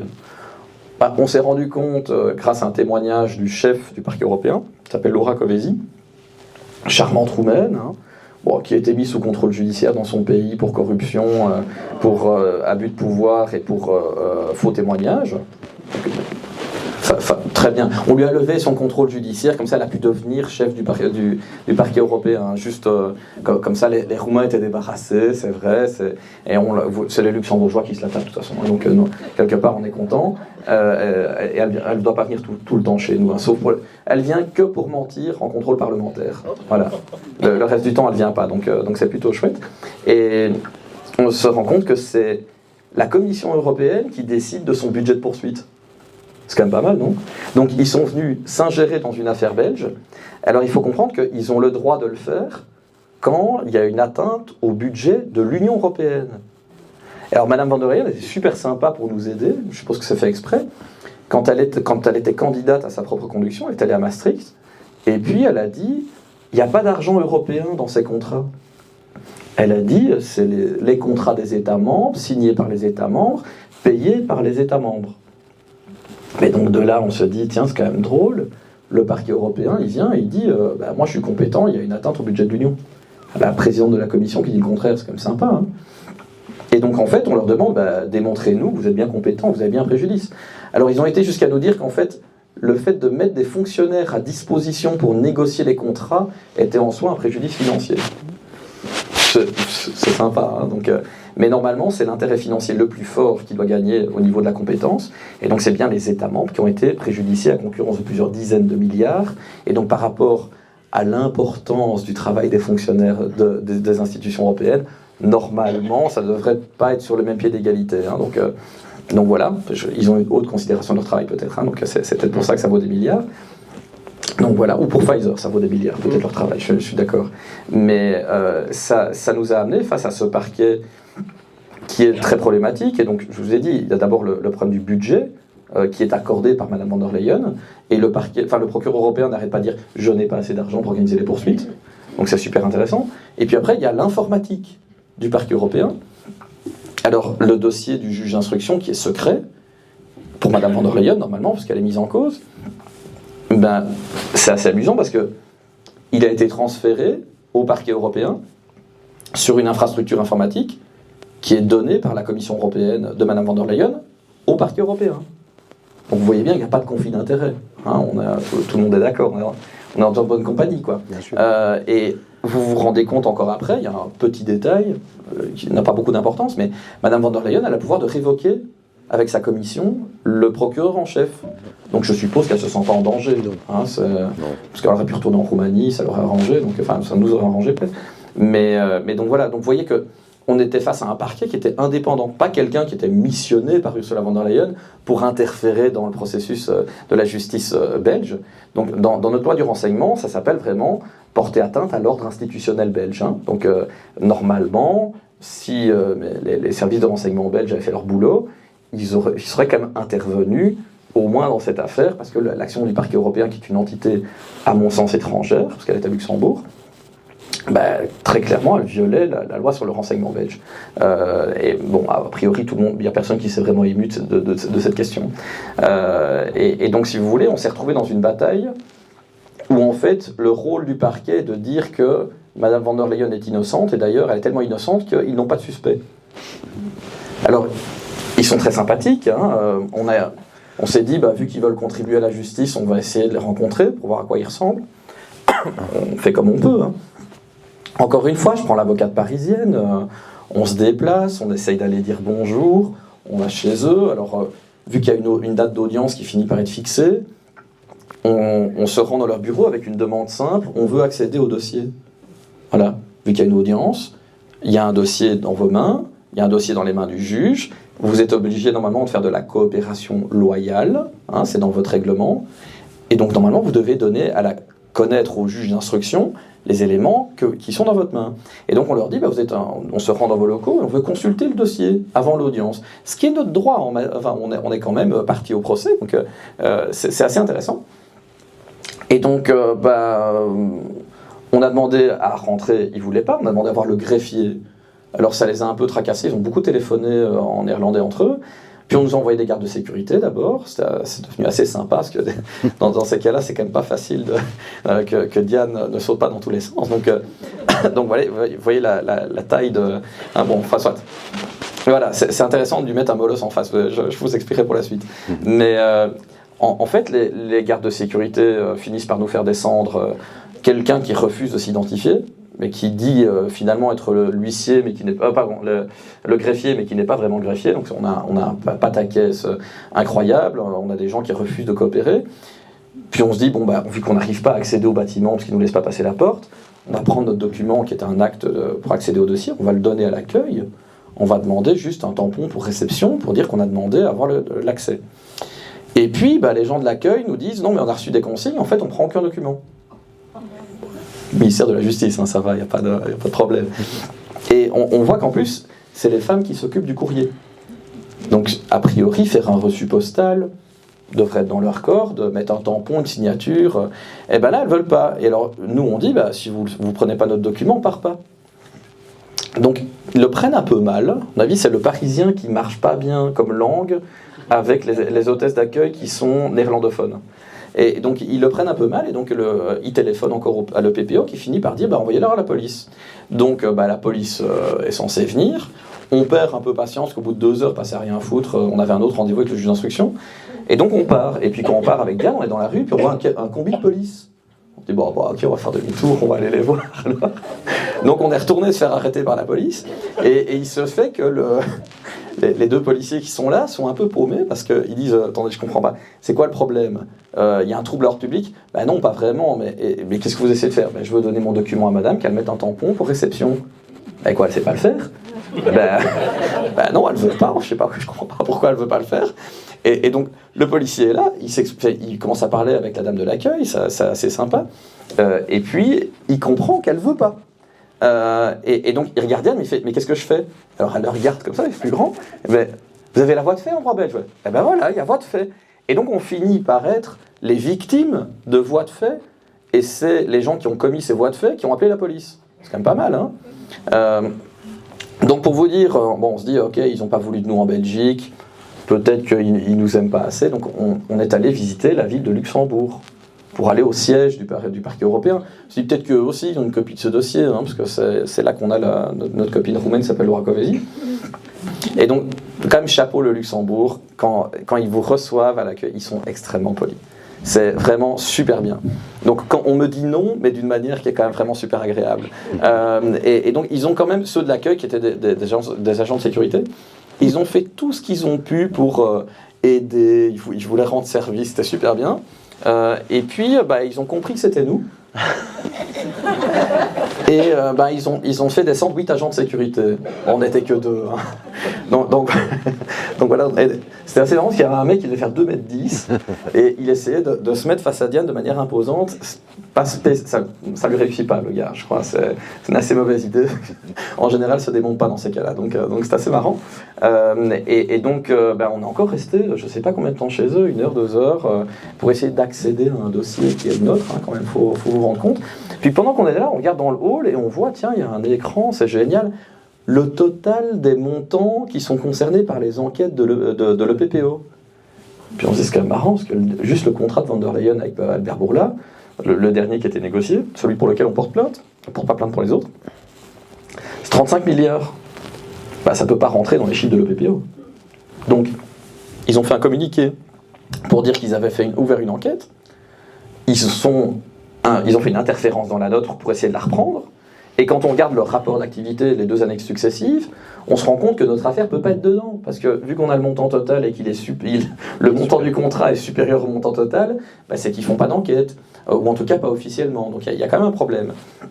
Puis on finit quand même par apprendre qu'ils mènent une enquête de leur côté sans le dire, même encore aujourd'hui, hein, ce qu'ils font est secret. Ils enquêtent a priori sur le mari d'Ursula von der Leyen au moins un moment. Donc je suppose qu'ils n'ont toujours pas de suspect, hein. C'est tout à fait normal. Et il n'y a pas de conflit d'intérêt avec la présidente de la Commission européenne qui pourrait virer le procureur en chef. Toujours pas. Donc ça devient intéressant. Donc c'est pour vous dire, c'est comme si le parquet européen, en fait, grâce à son pouvoir, demandait aux différents services des États de collecter de l'information par renseignement policier ou autre, de le remonter au parquet européen. Et j'espère ne pas imaginer que Mme von der Leyen prendrait connaissance des informations, par exemple sur son mari, et de comprendre tout ce que tout le monde peut avoir grâce à ses fonctions. Donc vous comprenez bien qu'elle ne devait pas être suspendue. Hein. Donc normalement, la logique, il me semble, hein, depuis le début, depuis le jour où elle a refusé de se soumettre à la transparence et au contrôle parlementaire, déjà il fallait la suspendre. Et ils ont un code de conduite qui prévoit qu'elle doit être suspendue. Et donc tout le reste n'est jamais qu'un prolongement d'illégalité en permanence. Hein. Donc vous dites que l'état de droit, dont on essaie de dire que les autres pays européens ou les pays extra-européens, la Hongrie ou je ne sais pas qui, ne respectent pas l'état de droit, si vous regardez déjà l'action de la Commission européenne, vous vous fendez la gueule. Hein. Donc c'est quand même, en matière de violation de traités européens, mieux qu'Ursula, je ne connais pas beaucoup. Donc voilà. Et donc le PPO un peu gêné quand on leur a fait une demande, là on leur a fait une sommation avec Diane quand on était chez eux à Luxembourg, et ils nous ont fait le coup de la femme enceinte. Donc pour pas qu'on se fâche, pour essayer de nous pousser à partir, ils ont fini par faire descendre une femme enceinte des bureaux qui a dialogué avec nous. Donc ils travaillent tous là-bas, mais ils peuvent pas nous donner leur nom ni montrer leur badge par respect pour leur vie privée. Faut comprendre hein, quand même. Donc normalement, moi je pense que les fonctionnaires, ça doit agir en titre et fonction officielle, et c'est comme ça qu'ils acquièrent ce qu'on appelle une immunité, hein, parce qu'ils agissent dans le cadre de fonction. Et donc les gens ne veulent même pas dire comment ils s'appellent. Donc on leur a donné un document dont ils devaient signer pour réception. On a été obligé de faire des photos à l'extérieur pour bien montrer qu'on les avait, ça a été signé là-bas, mais ils veulent même pas mettre leur nom ou leur qualité sur les documents qu'ils signent. C'est pour vous dire le niveau de bêtise dans lequel on se trouve. Donc écoutez, encore une fois, je me sens un peu victime à ce moment-là. On ne peut pas me laisser accéder à mon dossier. J'ai quand même fort l'impression que les procureurs de l'EPPO, enfin ce qu'on appelle des procureurs de manière un peu abusive, sont en train d'aider Ursula von der Leyen. Et donc, j'ai fait quelque chose d'assez amusant. Je suis allé voir la police locale chez nous pour essayer de déposer plainte, pour donner une petite publicité interne à la police. Donc c'est assez marrant de voir que le premier commissariat de police m'a jeté. Donc ils sont devenus très agressifs.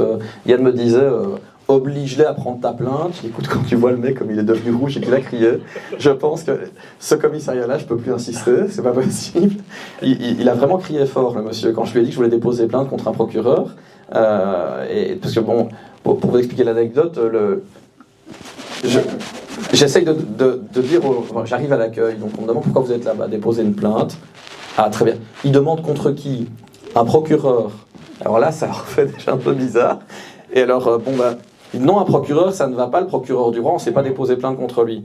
Ah non, c'est pas le procureur du roi, c'est le chef du parquet européen. Donc c'est le procureur européen, si vous voulez. Donc ça, on peut. Et donc, ils finissent par me prendre dans le couloir. Et donc, le policier qui est en tenue d'intervention avec 2 collègues sur le côté, donc il me coince un peu dans le couloir, il me dit... Monsieur, voilà, on ne porte pas plainte contre un procureur ici. Voilà, de toute façon, ça sera classé sans suite. Donc, on ne peut pas. Donc, je regarde, très bien. Donc, bah, je prends bonne note, moi je vous dis qu'elle n'a pas d'immunité, que je peux vous la déposer, ma plainte, que vous actez, et puis vous envoyez au procureur du roi, et puis s'il veut la classer sans suite, son problème. C'est pas le vote. Vous, votre job, c'est d'acter et d'envoyer au parquet. C'est pas de filtrer à l'entrée, de me dire que ma plainte est percevable. Et donc, donc il me dit, monsieur, je vous réexplique, ce n'est pas que je ne veux pas, c'est que je ne peux pas. Donc j'ai dit, très bien, donc j'acte le fait que vous ne voulez pas prendre ma plainte. Il est devenu un peu rouge. Il a dit, il me l'a encore refait une fois en disant, voilà, monsieur, je vous l'ai dit, je ne peux pas. Je dis, oui, très bien, j'acte le fait que vous faites un refus, voilà. Vous me dites que vous ne pouvez pas, et donc je constate que vous ne voulez pas la prendre. Donc là, c'était le moment où ils m'ont quand même vraiment fait comprendre qu'il fallait sortir avant de s'en prendre une. Donc j'ai cherché un autre commissariat de police. Alors ceux-là étaient sympas parce que c'est une autre petite ville, et ils m'ont dit que vous avez rendez-vous avec la police. Et donc voilà, il m'a dit si c'est urgent on peut vous prendre, si c'est pas urgent vous prenez rendez-vous. Donc c'est sympa comme service public, hein. Donc on voit pas le côté délétère du truc, hein. Donc on la sent au service du citoyen mais à certaines heures. Et donc c'était intéressant parce que je leur dis, j'ai une audience dans 2 jours, donc oui, c'est urgent, j'ai besoin de déposer ma plainte maintenant. Et il me dit, moi je trouve pas ça urgent. Voilà. Et donc je les aimais bien, et il m'a dit, je suppose que pour arriver chez nous, vous avez été refusé ailleurs. Donc c'était assez drôle. Et ce qui s'appelle entre eux, j'en sais rien, c'était assez amusant. Et donc j'ai fini dans un 3e commissariat de police. Toujours pour déposer plainte contre ma copine roumaine. Et il se fait que là-bas, c'est un commissariat qui prend toute la misère du monde. Donc ils ont les dealers, ils ont les violences conjugales, ils ont un foutoir. En gros, c'est les policiers le plus bas niveau qui ramassent toutes les conneries qui sont les conséquences des actes politiques. Et donc ils prennent toute la délinquance. C'est assez intéressant à voir dans un commissariat un peu précaire, mais où ils font du 24-24 avec de l'intervention. Donc d'abord, je viens en disant pourquoi je veux déposer plainte. C'est une infraction un peu spécifique, donc le policier me dit je ne connais pas, je ne l'ai pas dans mon système. Donc pourtant c'est bien dans le code pénal, hein, pour vous rassurer, mais il n'y a juste jamais aucun gars assez bête pour déposer plainte pour des trucs comme ça en Belgique. Et donc ils sont sympas, ils disent on va quand même vous donner on va vous laisser entrer, on va vous envoyer quelqu'un. Et puis là je m'assieds. Et puis il se fait qu'avant qu'on puisse me poser des questions, il y a une bagarre dans le sas de l'entrée. Donc je vois tous les policiers courir dans le couloir en disant ouais super une baston. Donc c'est assez homme comme femme, hein, donc c'est assez marrant. Donc il y a quasiment tout le personnel qui s'est vidé pour aller une baston dans le hall d'accueil de la police, hein, parce que les gens ont une drôle d'idée quand même de faire de bagarre là-bas, mais soit.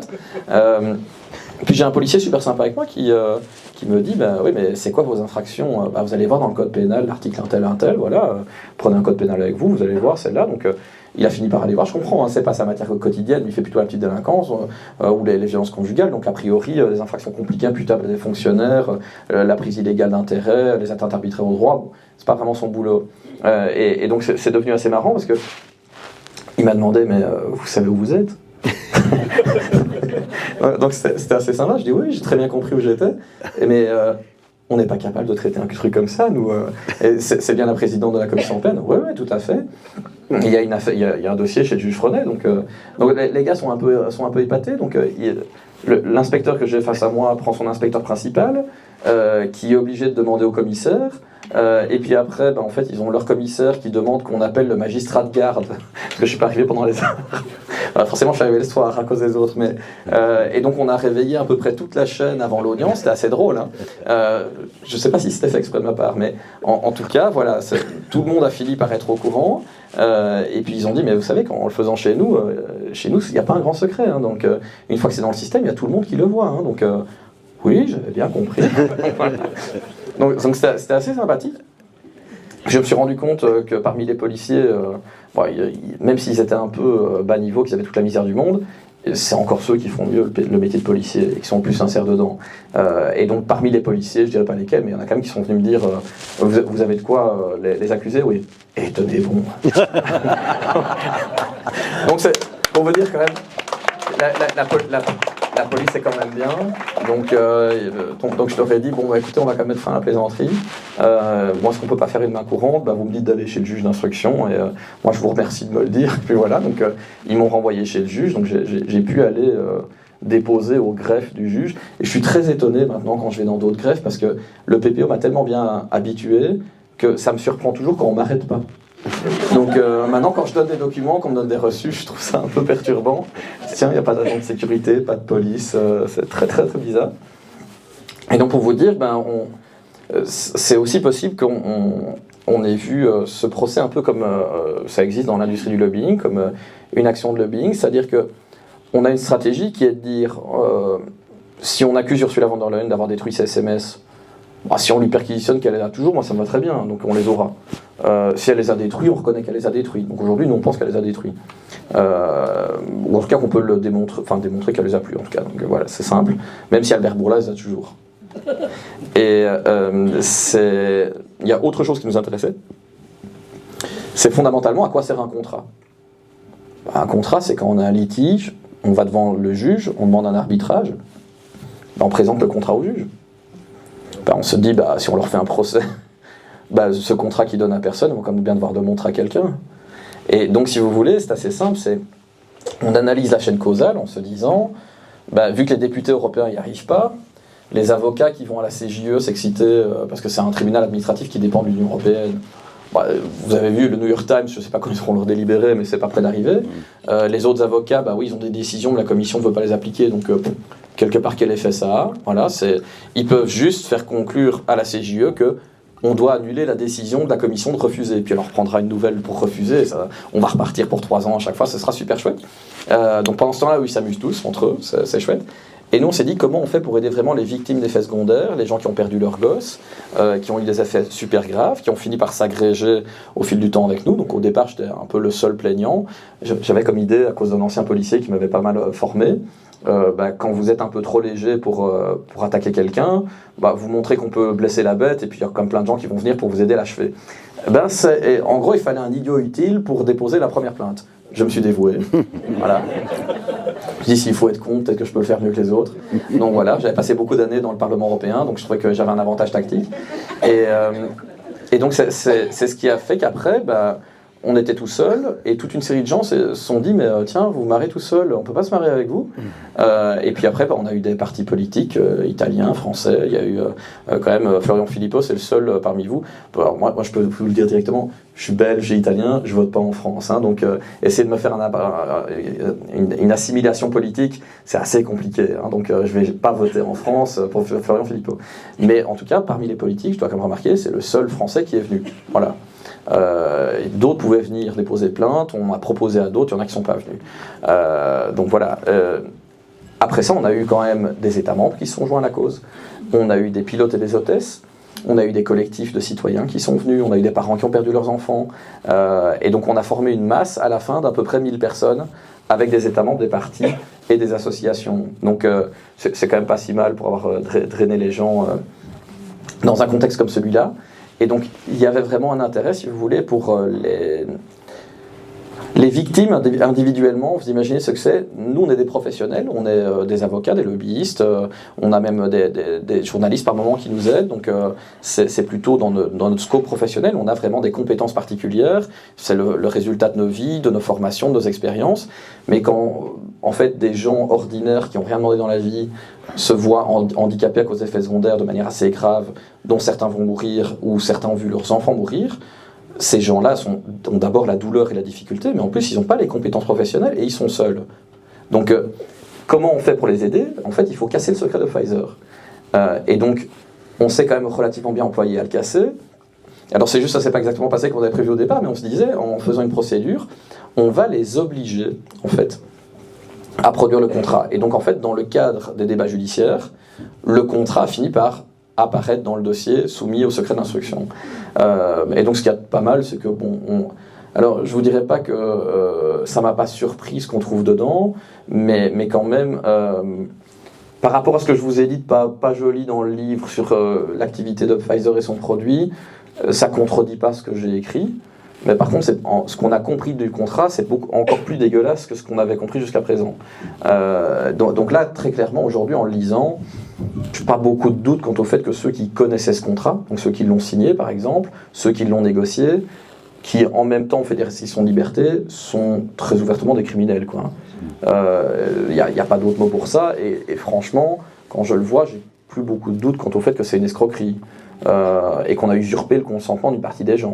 Au-delà du fait, alors moi c'est simple pour savoir si le produit est efficace ou pas. D'abord, je vous dirais c'est une chaîne causale simple. C'est juridiquement comment on a défini le produit et qu'est-ce qu'on dit du produit dans le contrat. Après, vous vous excitez comme vous voulez avec les études scientifiques et tout ça. Moi, ce qui m'intéresse, c'est d'abord et avant tout une condition qui est nécessaire mais pas suffisante. Ça veut dire que c'est pas parce que j'achète des framboises en disant elles sont magiques et elles peuvent guérir le cancer qu'elles ont cet effet. Mais par contre, si j'ai un contrat qui dit mes framboises, si vous les bouffez, il n'y a aucune chance de guérir le cancer, a priori, même si vous me dites oui, mais on a un médecin qui dit qu'il a écrit un papier génial, la framboise va guérir le cancer, a priori, ça ne marche pas. Donc il faut d'abord que le pouvoir public qui vous procure ce produit reconnaisse que le produit qu'il a acheté et négocié fonctionne. Si lui-même dit en fait j'achète un truc qui ne fonctionne pas mais je vous le vends comme s'il fonctionnait, parce que la définition juridique de l'escroquerie, je crois à peu près, c'est mentir sur un résultat à venir qu'on ne sait pas pouvoir être obtenu, pour obtenir votre consentement, écoutez, là c'est quand même un problème. Et donc tous ces journalistes qui sont quand même extraordinaires, moi les sensibilités des uns et des autres, je m'en moque un peu, mais normalement, ils auraient quand même dû s'attacher à dire les pouvoirs publics ont un contrat. Voilà. On a un droit fondamental à la transparence. Hein. Les députés ont d'ailleurs ce droit à la transparence. On a entravé tous les citoyens, on a entravé tous les journalistes qui ont voulu obtenir ce contrat, il y en a peu. On a entravé tous les députés en charge du contrôle parlementaire. Personne n'a pu voir les contrats d'achat. Et la presse n'a pas de scrupule à dire non mais c'est fantastique, il est sûr, efficace. Alors qu'en fait, il y a une base objective factuelle simple, le contrat. Et ce contrat, pour le retenir, il y a des conditions éventuelles, je peux vous les donner. Hein. Il y a une directive secret des affaires. Voilà. Le secret des affaires, c'est, imaginez par exemple, vous avez un design particulier, une formule particulière, je sais pas, la formule du Coca-Cola. Si je la donne à mon concurrent alors qu'elle n'est pas protégée, effectivement, je lui permets de gagner de l'argent avec la formule, et ça a un secret commercial, évident, qui permet d'avoir un avantage concurrentiel et de gagner de l'argent. Par contre, si le contrat dit le produit n'est pas efficace, que votre concurrent le sache, ça lui fait une belle jambe. À part dire j'annule votre contrat, je fais annuler votre contrat devant les tribunaux parce qu'en fait votre produit marche pas et que le mien marche. Mais ça, c'est pas une question de concurrence, c'est une concurrence loyale, c'est pas une concurrence déloyale qui viendrait de la connaissance d'un secret. Donc ça, moi, j'ai vu le contrat aujourd'hui. Je peux le dire à tous les politiciens du monde qui peuvent voir ces vidéos. Je peux le dire à tous les députés. Je peux le dire à tous les journalistes. Les censures de ce contrat ne sont pas justifiées par la directive la directive secret des affaires. Et l'autre façon, c'est d'avoir un motif d'exception légale, le secret défense, par exemple le fait qu'on vous révèle une information qui porterait atteinte à la sécurité publique, par exemple les plans d'une installation nucléaire, de l'Élysée. Donc là, on peut comprendre, il y a un intérêt légitime des pouvoirs publics à ne pas vous le donner pour des raisons légitimes de sécurité. Moi, je peux vous dire, ce que j'ai vu, il n'y a aucun des motifs d'exception légale qui sont prévus par aucune loi, dans les lois, il n'y en a aucun qui fonctionne. Et donc en fait, on a bien un document qui est retenu de manière arbitraire, et donc en fait, il y a bien une rétention illégale d'informations, et les journalistes, alors j'ai été voir récemment le code d'éthique des miens, parce que je les aime bien, donc quand je me suis plaint à leur conseil déontologique, ils m'ont dit déposez une plainte si vous n'êtes pas content. J'ai dit ok. Voilà. Donc j'ai attendu le premier article qui était chouette et je leur ai envoyé une plainte. Donc pour ça j'ai été lire leur code de déontologie. Puis je me suis dit d'abord ils ne doivent pas participer à des activités de fraude boursière. J'ai comme l'impression que quand on donne un contrat censuré à l'autorité de protection des marchés, la SEC aux États-Unis, et qu'on cache le fait que le produit n'est pas efficace, a priori on n'est pas loin de la fraude boursière quand même. Donc voilà, donc ça c'est le premier point marrant. Et en plus les journalistes, ils ne doivent pas accepter qu'on leur refuse l'accès à des documents quand c'est pas légitime. Ah mince. Et donc en fait, on a tous ces journalistes partout. Moi, je veux bien débattre avec eux, ils peuvent avoir plein d'idées, des études, tout ce qu'ils veulent.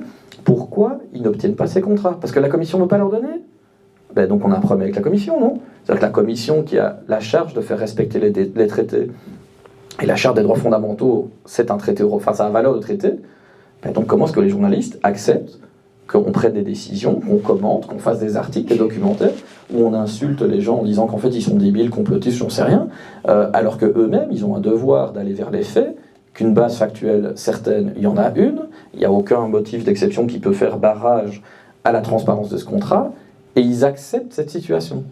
En fait, ils s'en accommodent. Ah non, la commission, en fait, se fout de nos droits, donc pourquoi est-ce qu'on s'emmerderait à les exercer? C'est un peu ça l'idée. Et donc, vous avez remarqué, aujourd'hui, il y a quand même quasiment tous les journalistes qui ont abandonné, à part quelques petites exceptions de petits médias indépendants, mais le reste, ils sont quand même accoutumés du fait qu'on gouverne en détruisant les droits des gens, quoi. Donc, alors que la transparence, c'est à la base de la démocratie. En fait, c'est comme ça que vous-même, en tant que citoyen, vous pouvez exercer un contrôle de l'action des institutions publiques. Alors, si ça devient opaque, le caractère démocratique du régime, c'est un peu plus embêtant. Et donc vous voyez quand même qu'on a des acteurs qui dysfonctionnent, que ce soit au sein de la justice, au sein des médias, au sein du politique. On a vu, hein, donc les députés qui ont voté à l'aveugle, c'est quand même aussi extraordinaire. Donc voilà, ils ont voté des textes qui étaient contredits par les contrats qu'ils n'ont pas cherché à obtenir. Donc même les députés, comment est-ce qu'on accepte?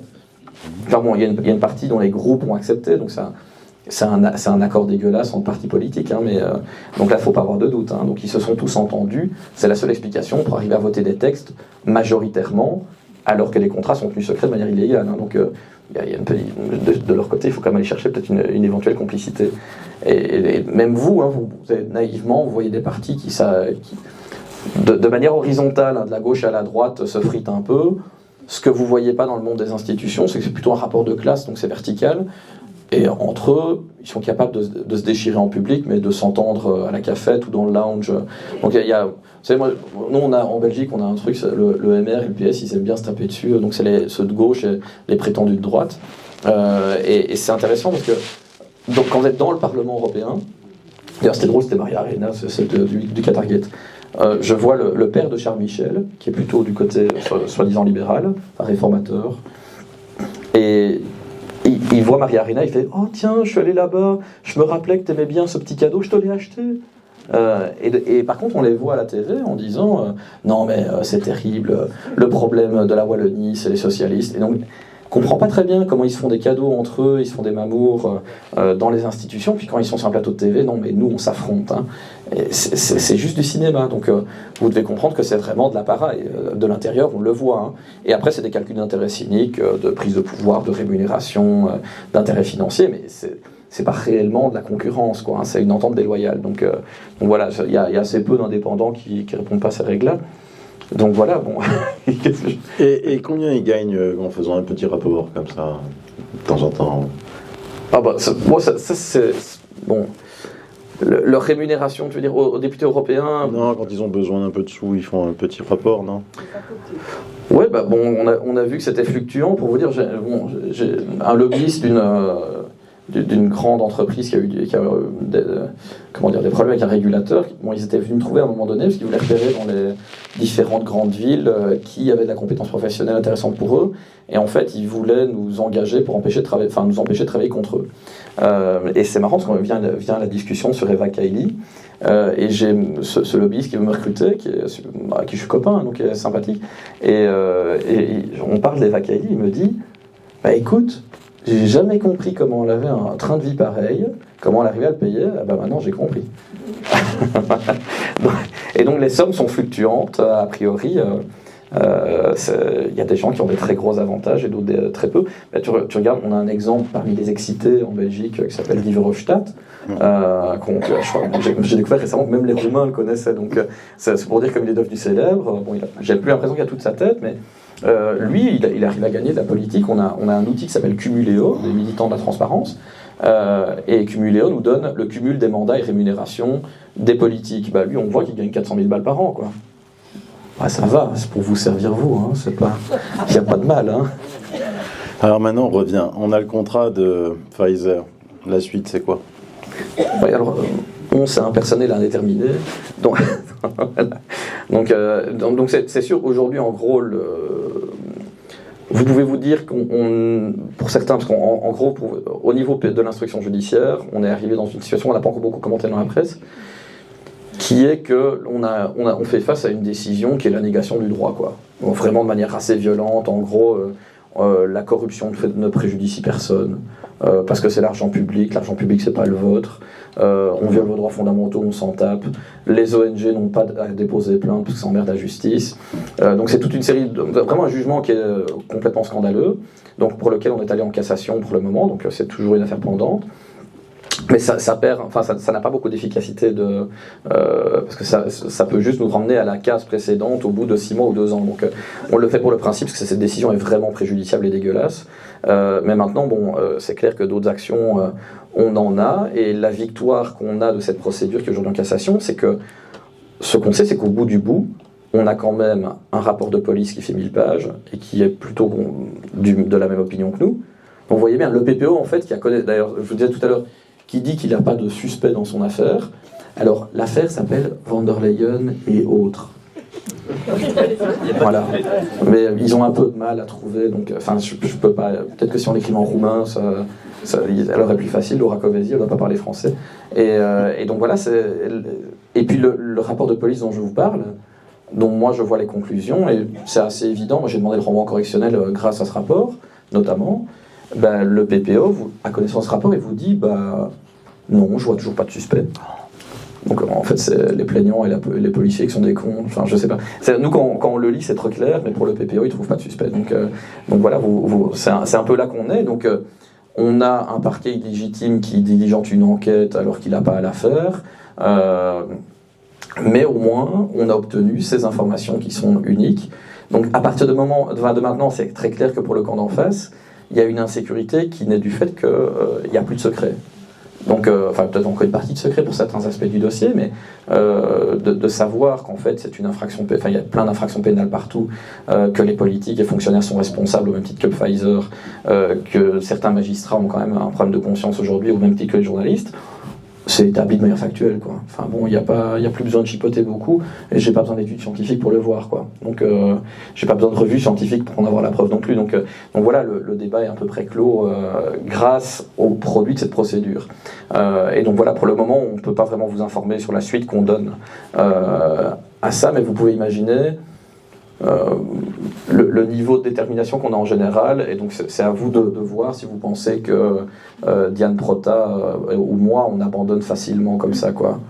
Donc je vous rappelle, on a déjà fait je sais pas 6 procédures avant.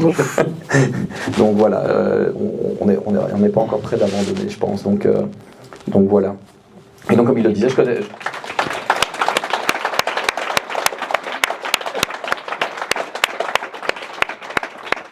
Donc comme il le disait, pour qu'il soit célèbre maintenant, je connais très bien la ville de Strasbourg, parce que c'est là j'ai acheté le lapin en peluche de mon fils. Donc, et un jour j'ai failli le perdre, donc j'ai dû revenir à Strasbourg dans le même magasin pour acheter le même lapin. Donc je connais vraiment très bien maintenant la ville de Strasbourg. J'ai un GPS intégré. Oui, je tiens à préciser, parce que j'entends qu'il y en a qui posent des questions, c'est Diane Prota, P-R-O-T-A-T, qui n'a rien à voir avec moi, Trota. Hein, parce que j'en ai vu déjà des émissions, Madame Trota, non, c'est pas Madame Trota. Hein, voilà, c'est Diane, vous la connaissez tous, et puis on sera en émission, en visio.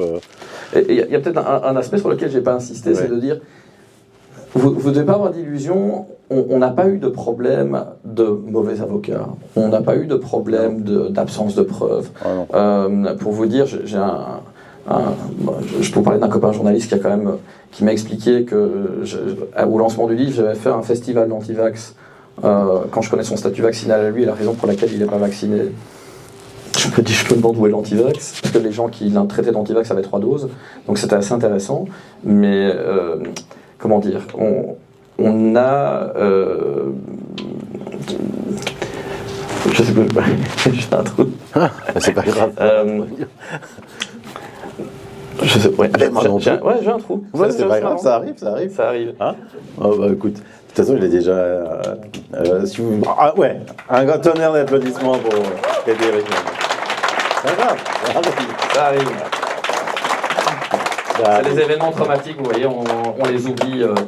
Dès qu'on parle de journalistes qui ont des comportements. Ça va peut-être revenir avec les questions dans la salle. Est-ce que vous avez des questions à poser à Frédéric? C'est avant toi. Merci Sylvano.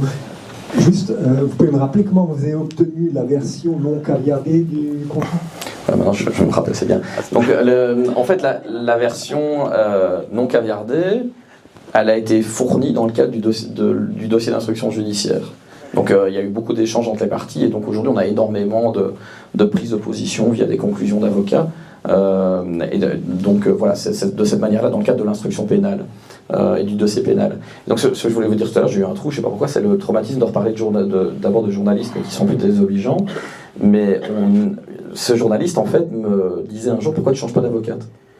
Non, parce que quand même on dit qu'elle est d'extrême droite ou donc je trouve ça sympa parce que je me dis quand bien même, parce qu'elle n'aurait pas le droit d'exercer comme avocate, et puis je pourrais encore être de gauche, elle de droite, et qu'est-ce que ça peut foutre aux gens, quoi. Donc voilà, et est-ce que c'est l'intérêt commun ou la notion de bien commun, c'est polarisé gauche-droite, ça me semble un peu ridicule.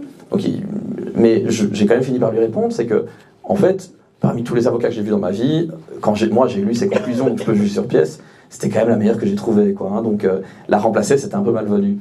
Et donc, pour vous dire, on a une association belge qui nous a aidés en amenant un avocat qui est un ancien procureur, donc quelqu'un qui avait vraiment à cœur de faire son métier et qui a choisi de quitter la fonction de procureur pour défendre les gens en tant qu'avocat, donc c'est rarissime.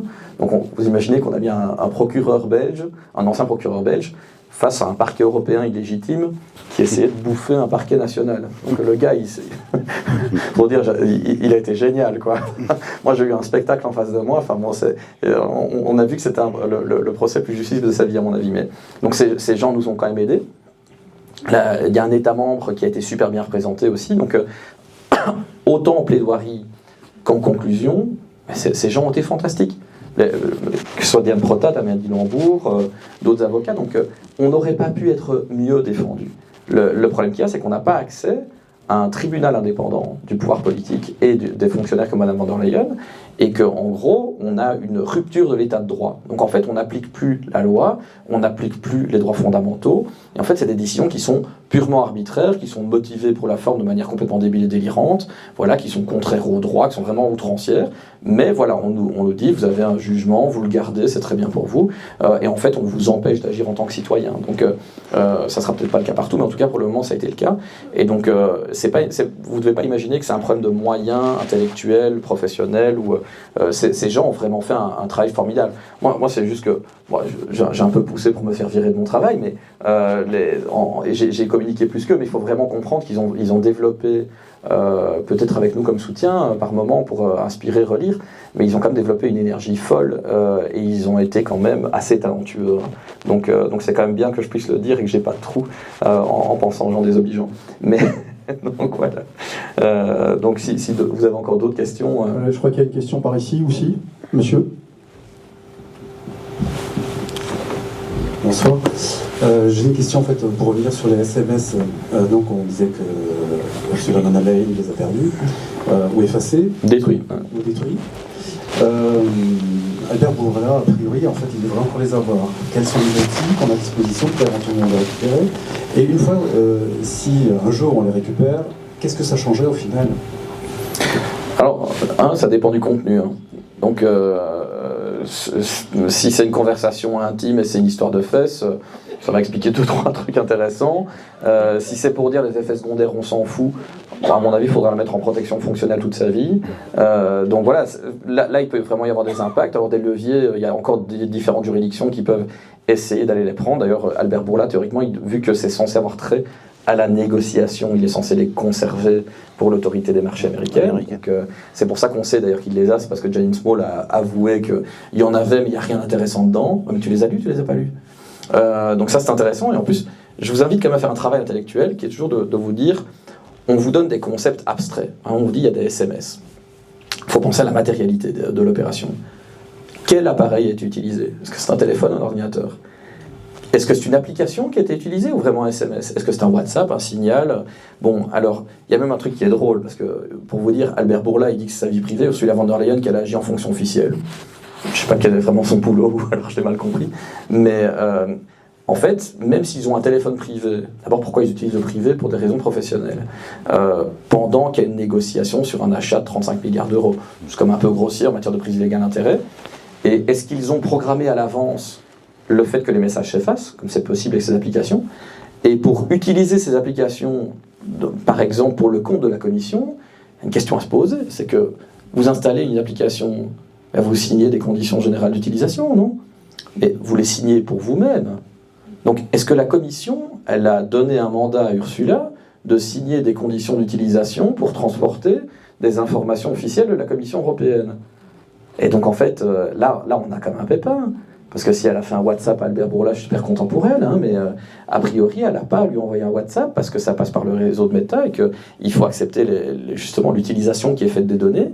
Et à mon avis, la Commission européenne, c'est pas dans son intérêt de faire transiter ces données par ce réseau de cette manière et dans ces conditions.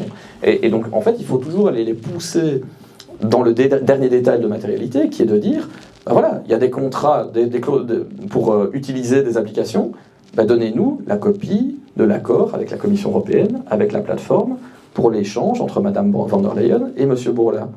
Et donc, en fait, c'est là qu'on voit que c'est absurde, parce que je peux vous dire, moi j'ai assisté à l'audience du New York Times contre la Commission européenne.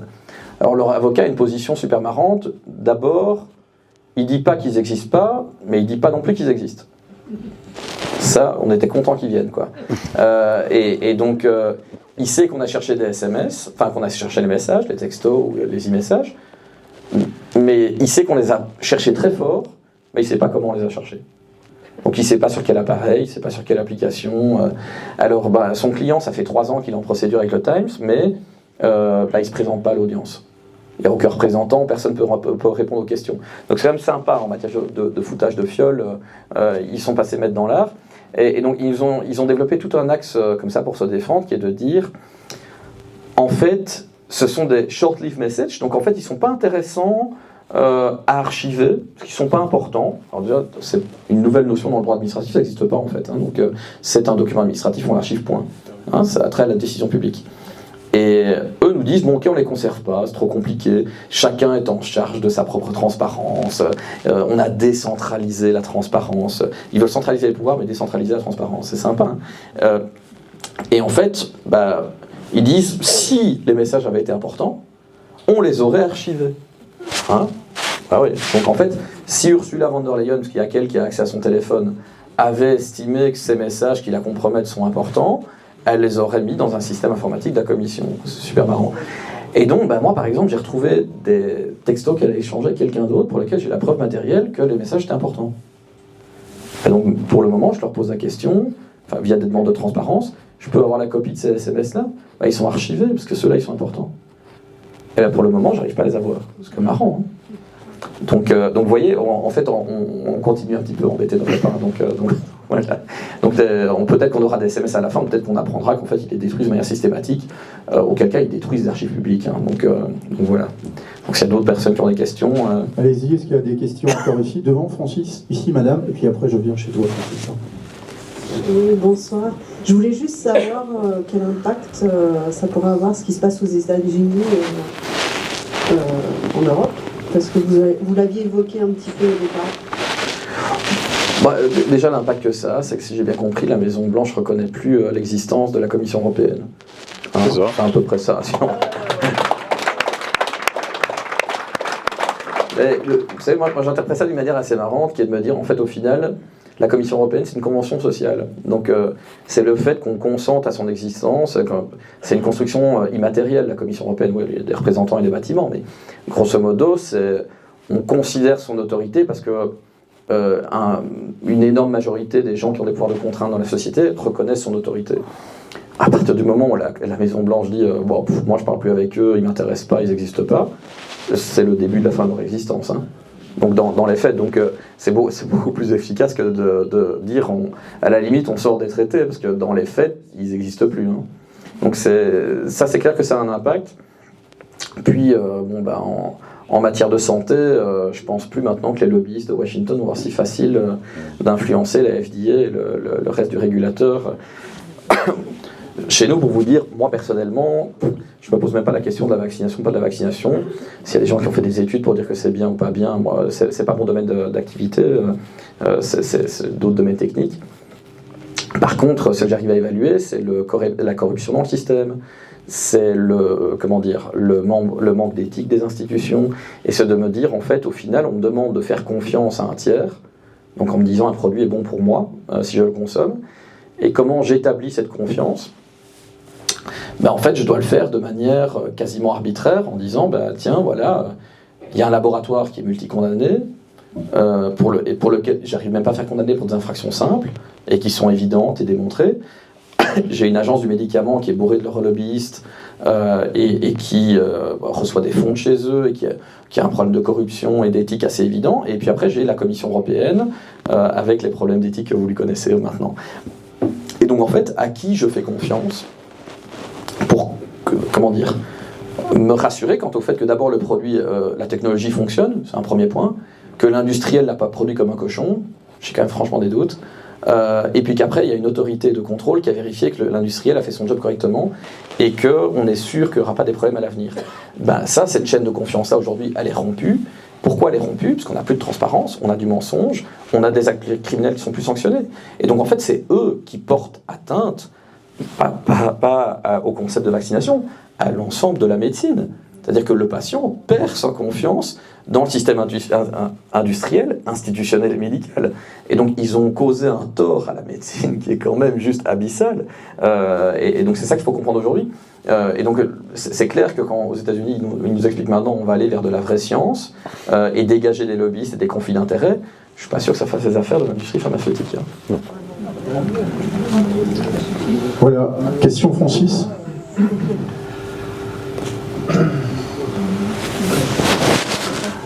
Bonsoir et merci d'être venu justement pour faire cette belle conférence. Je voudrais savoir, voilà, il y a Christine Coton qui a expliqué comme quoi que le produit qui a été injecté n'est pas le produit qui a été testé à la base, étant donné que le produit qui a été injecté a subi une modification de la composition à cause de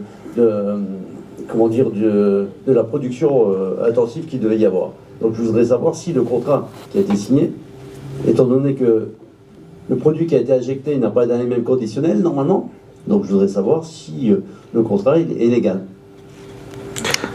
Bon, c'est un peu compliqué de répondre sur là. En fait, le contrat ne sert pas à ça, il sert à appliquer. Donc, il y a une autorisation de mise sur le marché qui est donnée, et il y a un contrat qui sert à acheter le produit qui est censé correspondre. Le contrat, vous posez la question de savoir s'il est légal ou pas légal. Il a des parties qui sont clairement illégales. Donc, par exemple, la clause de confidentialité, pour moi, elle viole les traités européens. Donc ça veut dire que la Commission européenne n'a même pas le pouvoir de négocier ce truc-là. Les États membres, en fait, doivent respecter les traités européens. C'est justement le but de l'Union européenne. Et ce contrat-là, quand il respecte ce secret, il viole les traités européens. Parce que la norme supérieure, ce sont les traités en eux-mêmes, pas les règlements ou le reste, ni les contrats qui sont passés. Et les droits fondamentaux disent, le principe, c'est la transparence. Donc c'est clair que là, il y a des clauses qui sont tout à fait illégales dans ce contrat, plus d'autres. Hein. Donc moi, je suis pas juriste de formation, hein, donc je suis lobbyiste avec une habitude du droit, mais donc il faudrait demander à un avocat pour la légalité intégrale de ce document. Moi, il y a juste des aspects qui me choquent complètement, qui sont en tant que militant de la transparence. Hein. Donc voilà, mais moi, si vous voulez, je me suis plus attaché aux questions qui étaient mobilisatrice et fédératrice pour les gens. Donc en gros, si on veut se débarrasser de la corruption, qui est devenue endémique et qui est devenue un vrai problème sociétal et un danger de vie ou de mort pour les gens, en fait, il faut quand même faire société, penser au bien commun et rassembler les gens.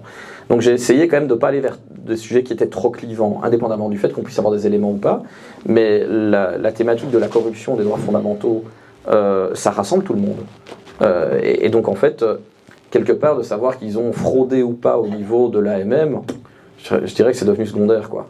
C'est-à-dire qu'on s'est montré que tout est illégal du début à la fin, que c'est une escroquerie du début à la fin, et que voilà, l'industriel était un criminel en arrivant et c'est un criminel en repartant. D'ailleurs, dans le livre, je vous donne un exemple qui est la question de Mathilde Androuet, que j'ai jamais vue de ma vie, donc je peux pas vous dire que j'ai une proximité politique avec, mais elle posait une question intéressante à Ursula von der Leyen, à la commission d'Ursula von der Leyen, qui était, vu le passif de Pfizer en matière de condamnation pénale, corruption, commission occulte, comment la commission se prémunit de telles pratiques.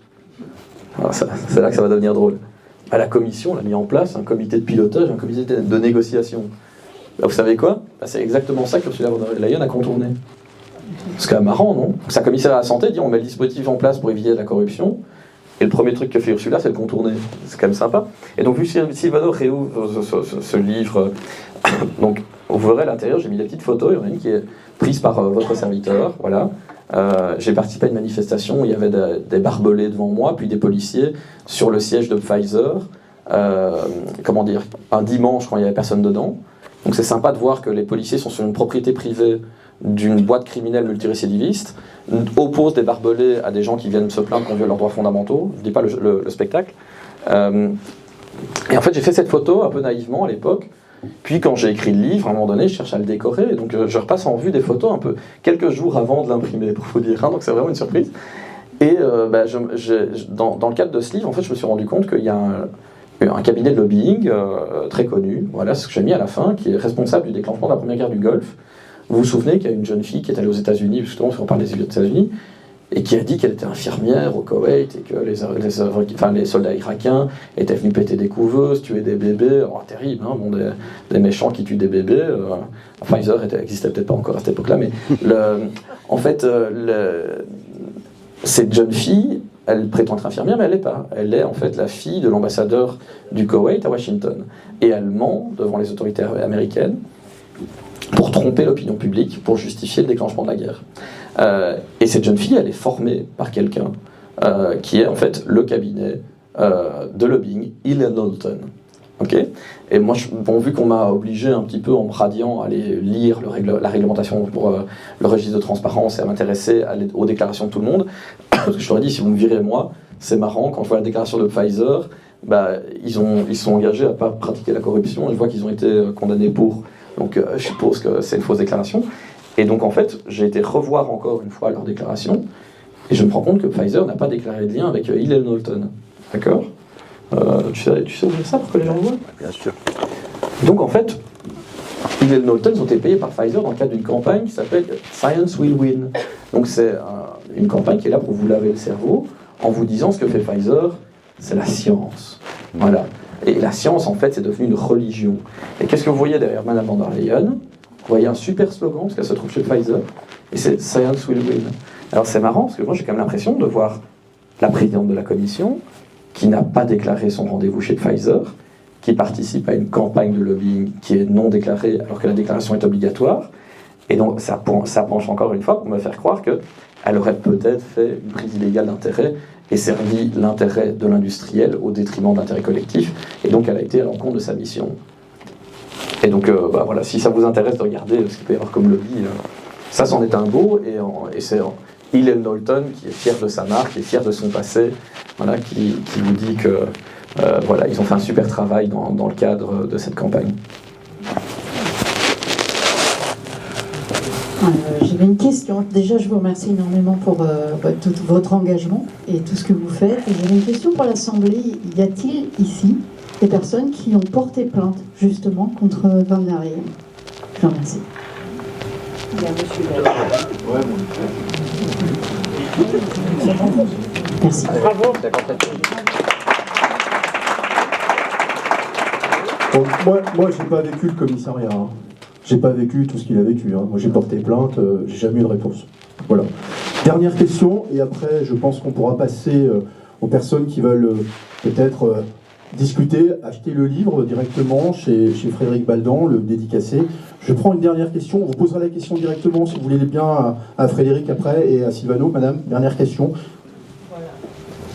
Bonsoir. Alors, on peut quand même constater que cette opération Covid, malheureusement, a eu beaucoup de succès, parce que nous, les résistants, on était quand même en minorité.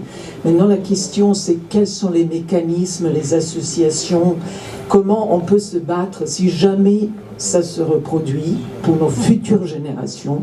Parce que, comme vous dites, il s'agit des criminels, effectivement, et pour éviter que l'histoire se répète, quelles sont les associations, les mécanismes pour éviter de nouvelles, entre guillemets, la pandémie, etc. Merci. Si vous voulez, déjà, la meilleure idée, c'est de leur montrer qu'il n'y a pas d'impunité, donc c'est d'aller les chercher aujourd'hui. C'est-à-dire qu'aujourd'hui, les preuves de leurs crimes et délits, elles sont très évidentes et on en a. Et donc, en fait, ce qu'on va faire, c'est essayer de rassembler un maximum de monde dans des procédures un peu extravagantes pour essayer vraiment d'aller leur mettre un coup qui leur fait mal.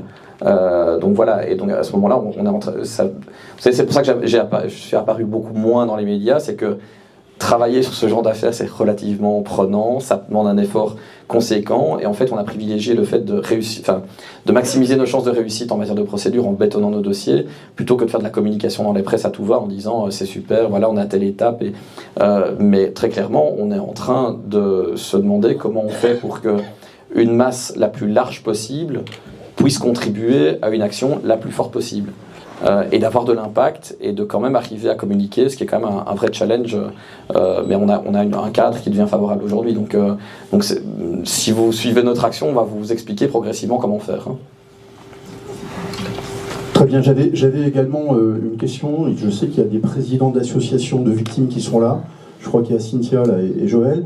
On a une dose, il y a d'autres associations de défense des victimes, ce sont des associations qui œuvrent, je vais juste demander à Cynthia si tu veux bien quand même de venir pour donner quelques éléments, parce que c'est très important, parce que pour l'instant, ce qu'on a, et on en a déjà parlé, il y a beaucoup de blessés, il y a beaucoup de gens, effectivement, qui aujourd'hui souffrent d'effets secondaires. Malheureusement, ils sont un petit peu perdus dans cette jungle, comme vous le disiez tout à l'heure, Frédéric Baldan, voilà, les gens ne savent pas trop, ils se sont ligués à vous, vous êtes plus de 1000 aujourd'hui, il y a des petites associations qui sont sur le terrain pour aider les suspendus, pour aider les personnes qui ont été victimes de ce vaccin. Cynthia, c'est une association qui se trouve du côté de Haguenau. On a une autre dose. Il y a des choses qui vont arriver bientôt. Ok. Donc bonsoir à tous. Donc voilà.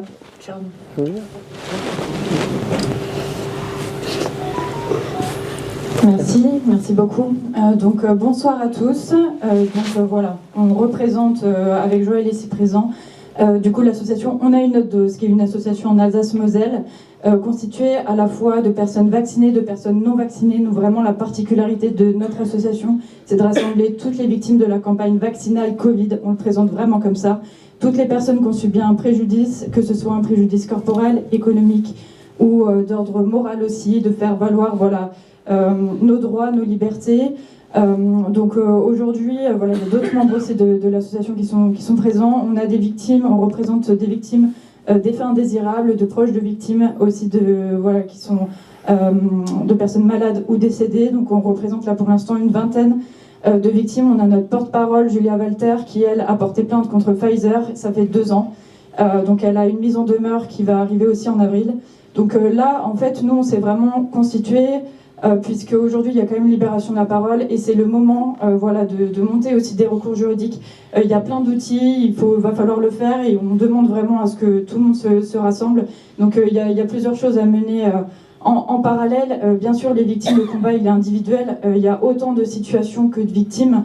Et voilà, il faut vraiment qu'elle fasse des recours. Donc nous on accompagne les victimes à faire tous les paliers de la reconnaissance. Donc si vous avez des personnes victimes d'effets indésirables autour de vous, la priorité c'est déclarer les effets indésirables auprès de la pharmacovigilance, ça c'est indispensable, se rapprocher d'associations.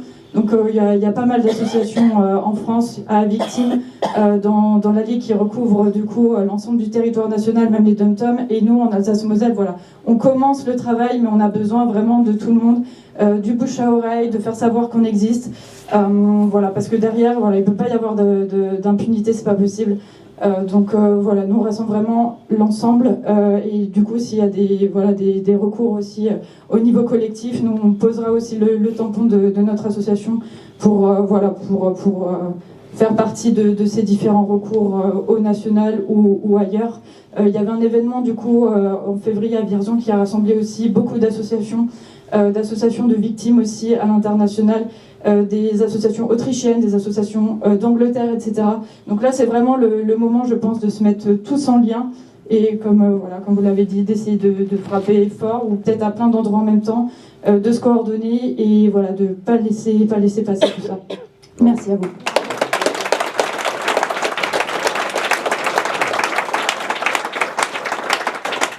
Voilà un cri du cœur que je devais partager avec tout le monde ce soir. Du coup, je vais quand même aller derrière pour la dernière question, parce que je m'en voudrais de ne pas vous donner la parole, monsieur. Dernière question. Merci d'être venu et de nous faire cet exposé très intéressant. Je voulais attirer votre attention sur le fait que la structure de... Approche le micro. La structure de l'Union européenne ressemble très étrangement à celle de l'Union soviétique. Il y a quelqu'un qui a consacré sa vie à cette question qui s'appelait Vladimir Bukovski, un dissident bien célèbre. Et je vous recommande d'aller voir ce qu'il a écrit, parce que lui, il explique comment démanteler un engin de ce genre. Il a écrit un livre d'ailleurs, c'était son dernier livre, qui expliquait que l'Union il avait essayé l'Union soviétique pour nous, et ça n'avait pas marché.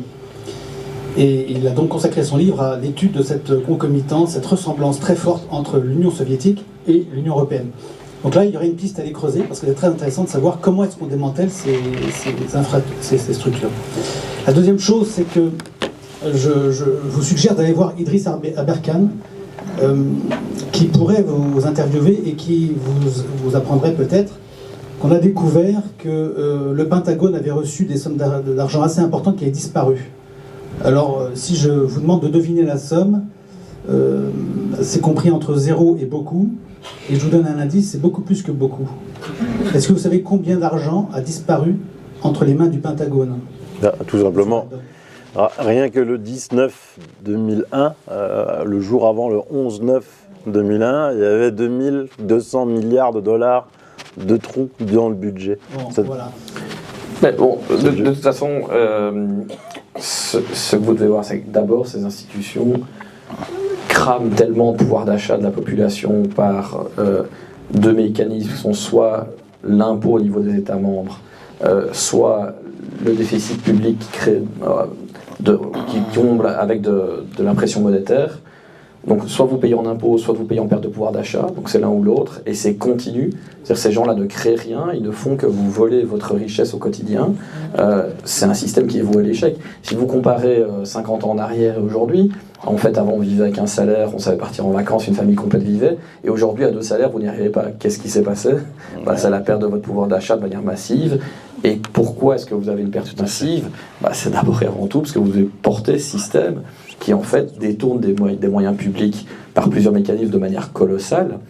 Et donc quand vous dites quel montant, ce cas de marrant, je vais vous dire, c'est qu'en fait, à part maintenant un peu aux États-Unis qui sont en train de fouiller dedans, mais vous avez une idée pour la France? Vous avez une idée pour la Commission européenne de combien elle dépense et où va l'argent? En fait, vous n'avez aucune visibilité, personne n'en a, de combien il dépense. Ce qu'on a, c'est le journal des bonnes nouvelles d'Ursula von der Leyen qui dit j'ai dépensé 10 milliards là-bas, j'en ai mis 100 là-bas. Bon, puis après, il y a des gens qui sont censés les recevoir qui disent tiens, j'ai pas tout eu. C'est la banque qui a dû perdre une partie, ou je sais pas, c'est par pigeon voyageur, donc les billets sont tombés. Mais c'est évident qu'aujourd'hui, il y a véritablement un mécanisme de dépossession de la richesse de la population qui est organisé par les pouvoirs publics, et on le voit en masse. Donc, si vous voulez vous marrer un peu, je crois que c'est à la page 100, vous allez retrouver le nom de l'USAID, si ça peut faire plaisir à quelqu'un. Et il n'y a pas que là, c'est que ce que vous avez vu encore récemment, moi j'ai expliqué dedans que la Commission européenne, elle, en fait, vu que Ursula n'a pas tendance à beaucoup aimer les gueux, ils sont obligés de fabriquer une fausse attente populaire. Donc ils font quoi? Ils subventionnent des lobbies pour remplacer le peuple et faire des demandes en disant voilà, je vous sollicite pour faire ceci ou cela. Et donc on a même la Commission récemment qui s'est amusée à payer des lobbyistes avec de l'argent public pour aller faire du lobbying auprès du Parlement européen. Je ne sais pas si vous imaginez, c'est-à-dire que l'exécutif d'abord, il refuse de soumettre au contrôle du législatif qui est prévu par les traités, mais en plus de ça, il est en train de payer pour influencer le législatif, ça veut dire porter atteinte à la séparation des pouvoirs. Donc on est quand même loin dans le mécanisme, et aujourd'hui vous voyez bien que vos dettes publiques sont à bout, que vos impôts, on ne sait pas les monter plus, et donc ces institutions qui n'apportent plus rien, qui n'ont plus d'utilité sociale, vous les voyez progressivement tomber. C'est-à-dire que si elles ne s'occupent plus de guerre et de pandémie, je leur souhaite bonne chance, parce qu'après elles vont devoir s'occuper du fait que notre industrie s'est barrée, qu'on n'a plus les moyens, qu'on a paupérisé la population et qu'on est en voie de clochardisation. Donc à partir de là, vous savez, votre question de dire comment on les fait tomber, moi, je vous dirais d'abord elles tombent toutes seules. Donc il y a un effondrement, ces systèmes ne sont pas pérennes, et comme ils sont là, ils ne créent pas de richesse, ils créent que de l'argent. Donc ils font diviser la richesse de tout le monde à chaque fois un peu plus. Donc voilà, le domino tombe, enfin vous y aidez un petit peu aussi, et un certain nombre de personnes font ce qu'elles peuvent pour y aider également.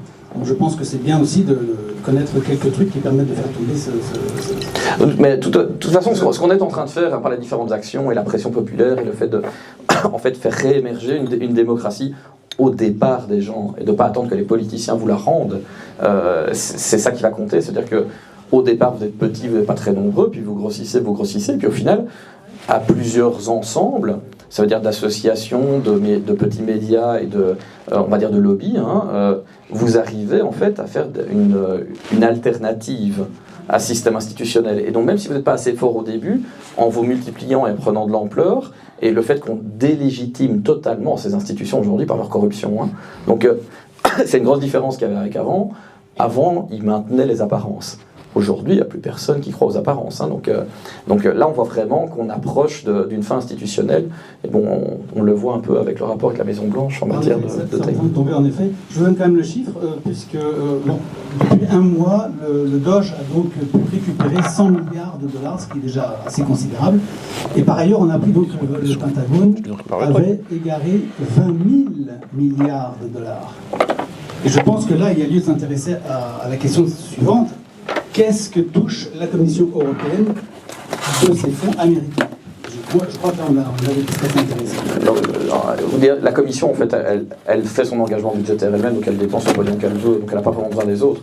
La question, c'est plutôt quel lobby, quelle fondation, qui, en fait, bénéficie des fonds publics qui sont détournés. Et indépendamment des montants, les montants, en fait, on arrive à les connaître nulle part. Mais ils sont très importants, ça c'est clair. Très bien, merci beaucoup. Je voudrais encore un tonnerre d'applaudissements pour Frédéric Baldan. Bravo! On l'applaudit! Et Sylvano Trotta.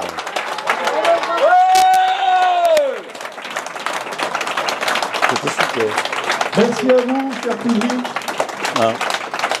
Si vous avez envie d'aller maintenant faire des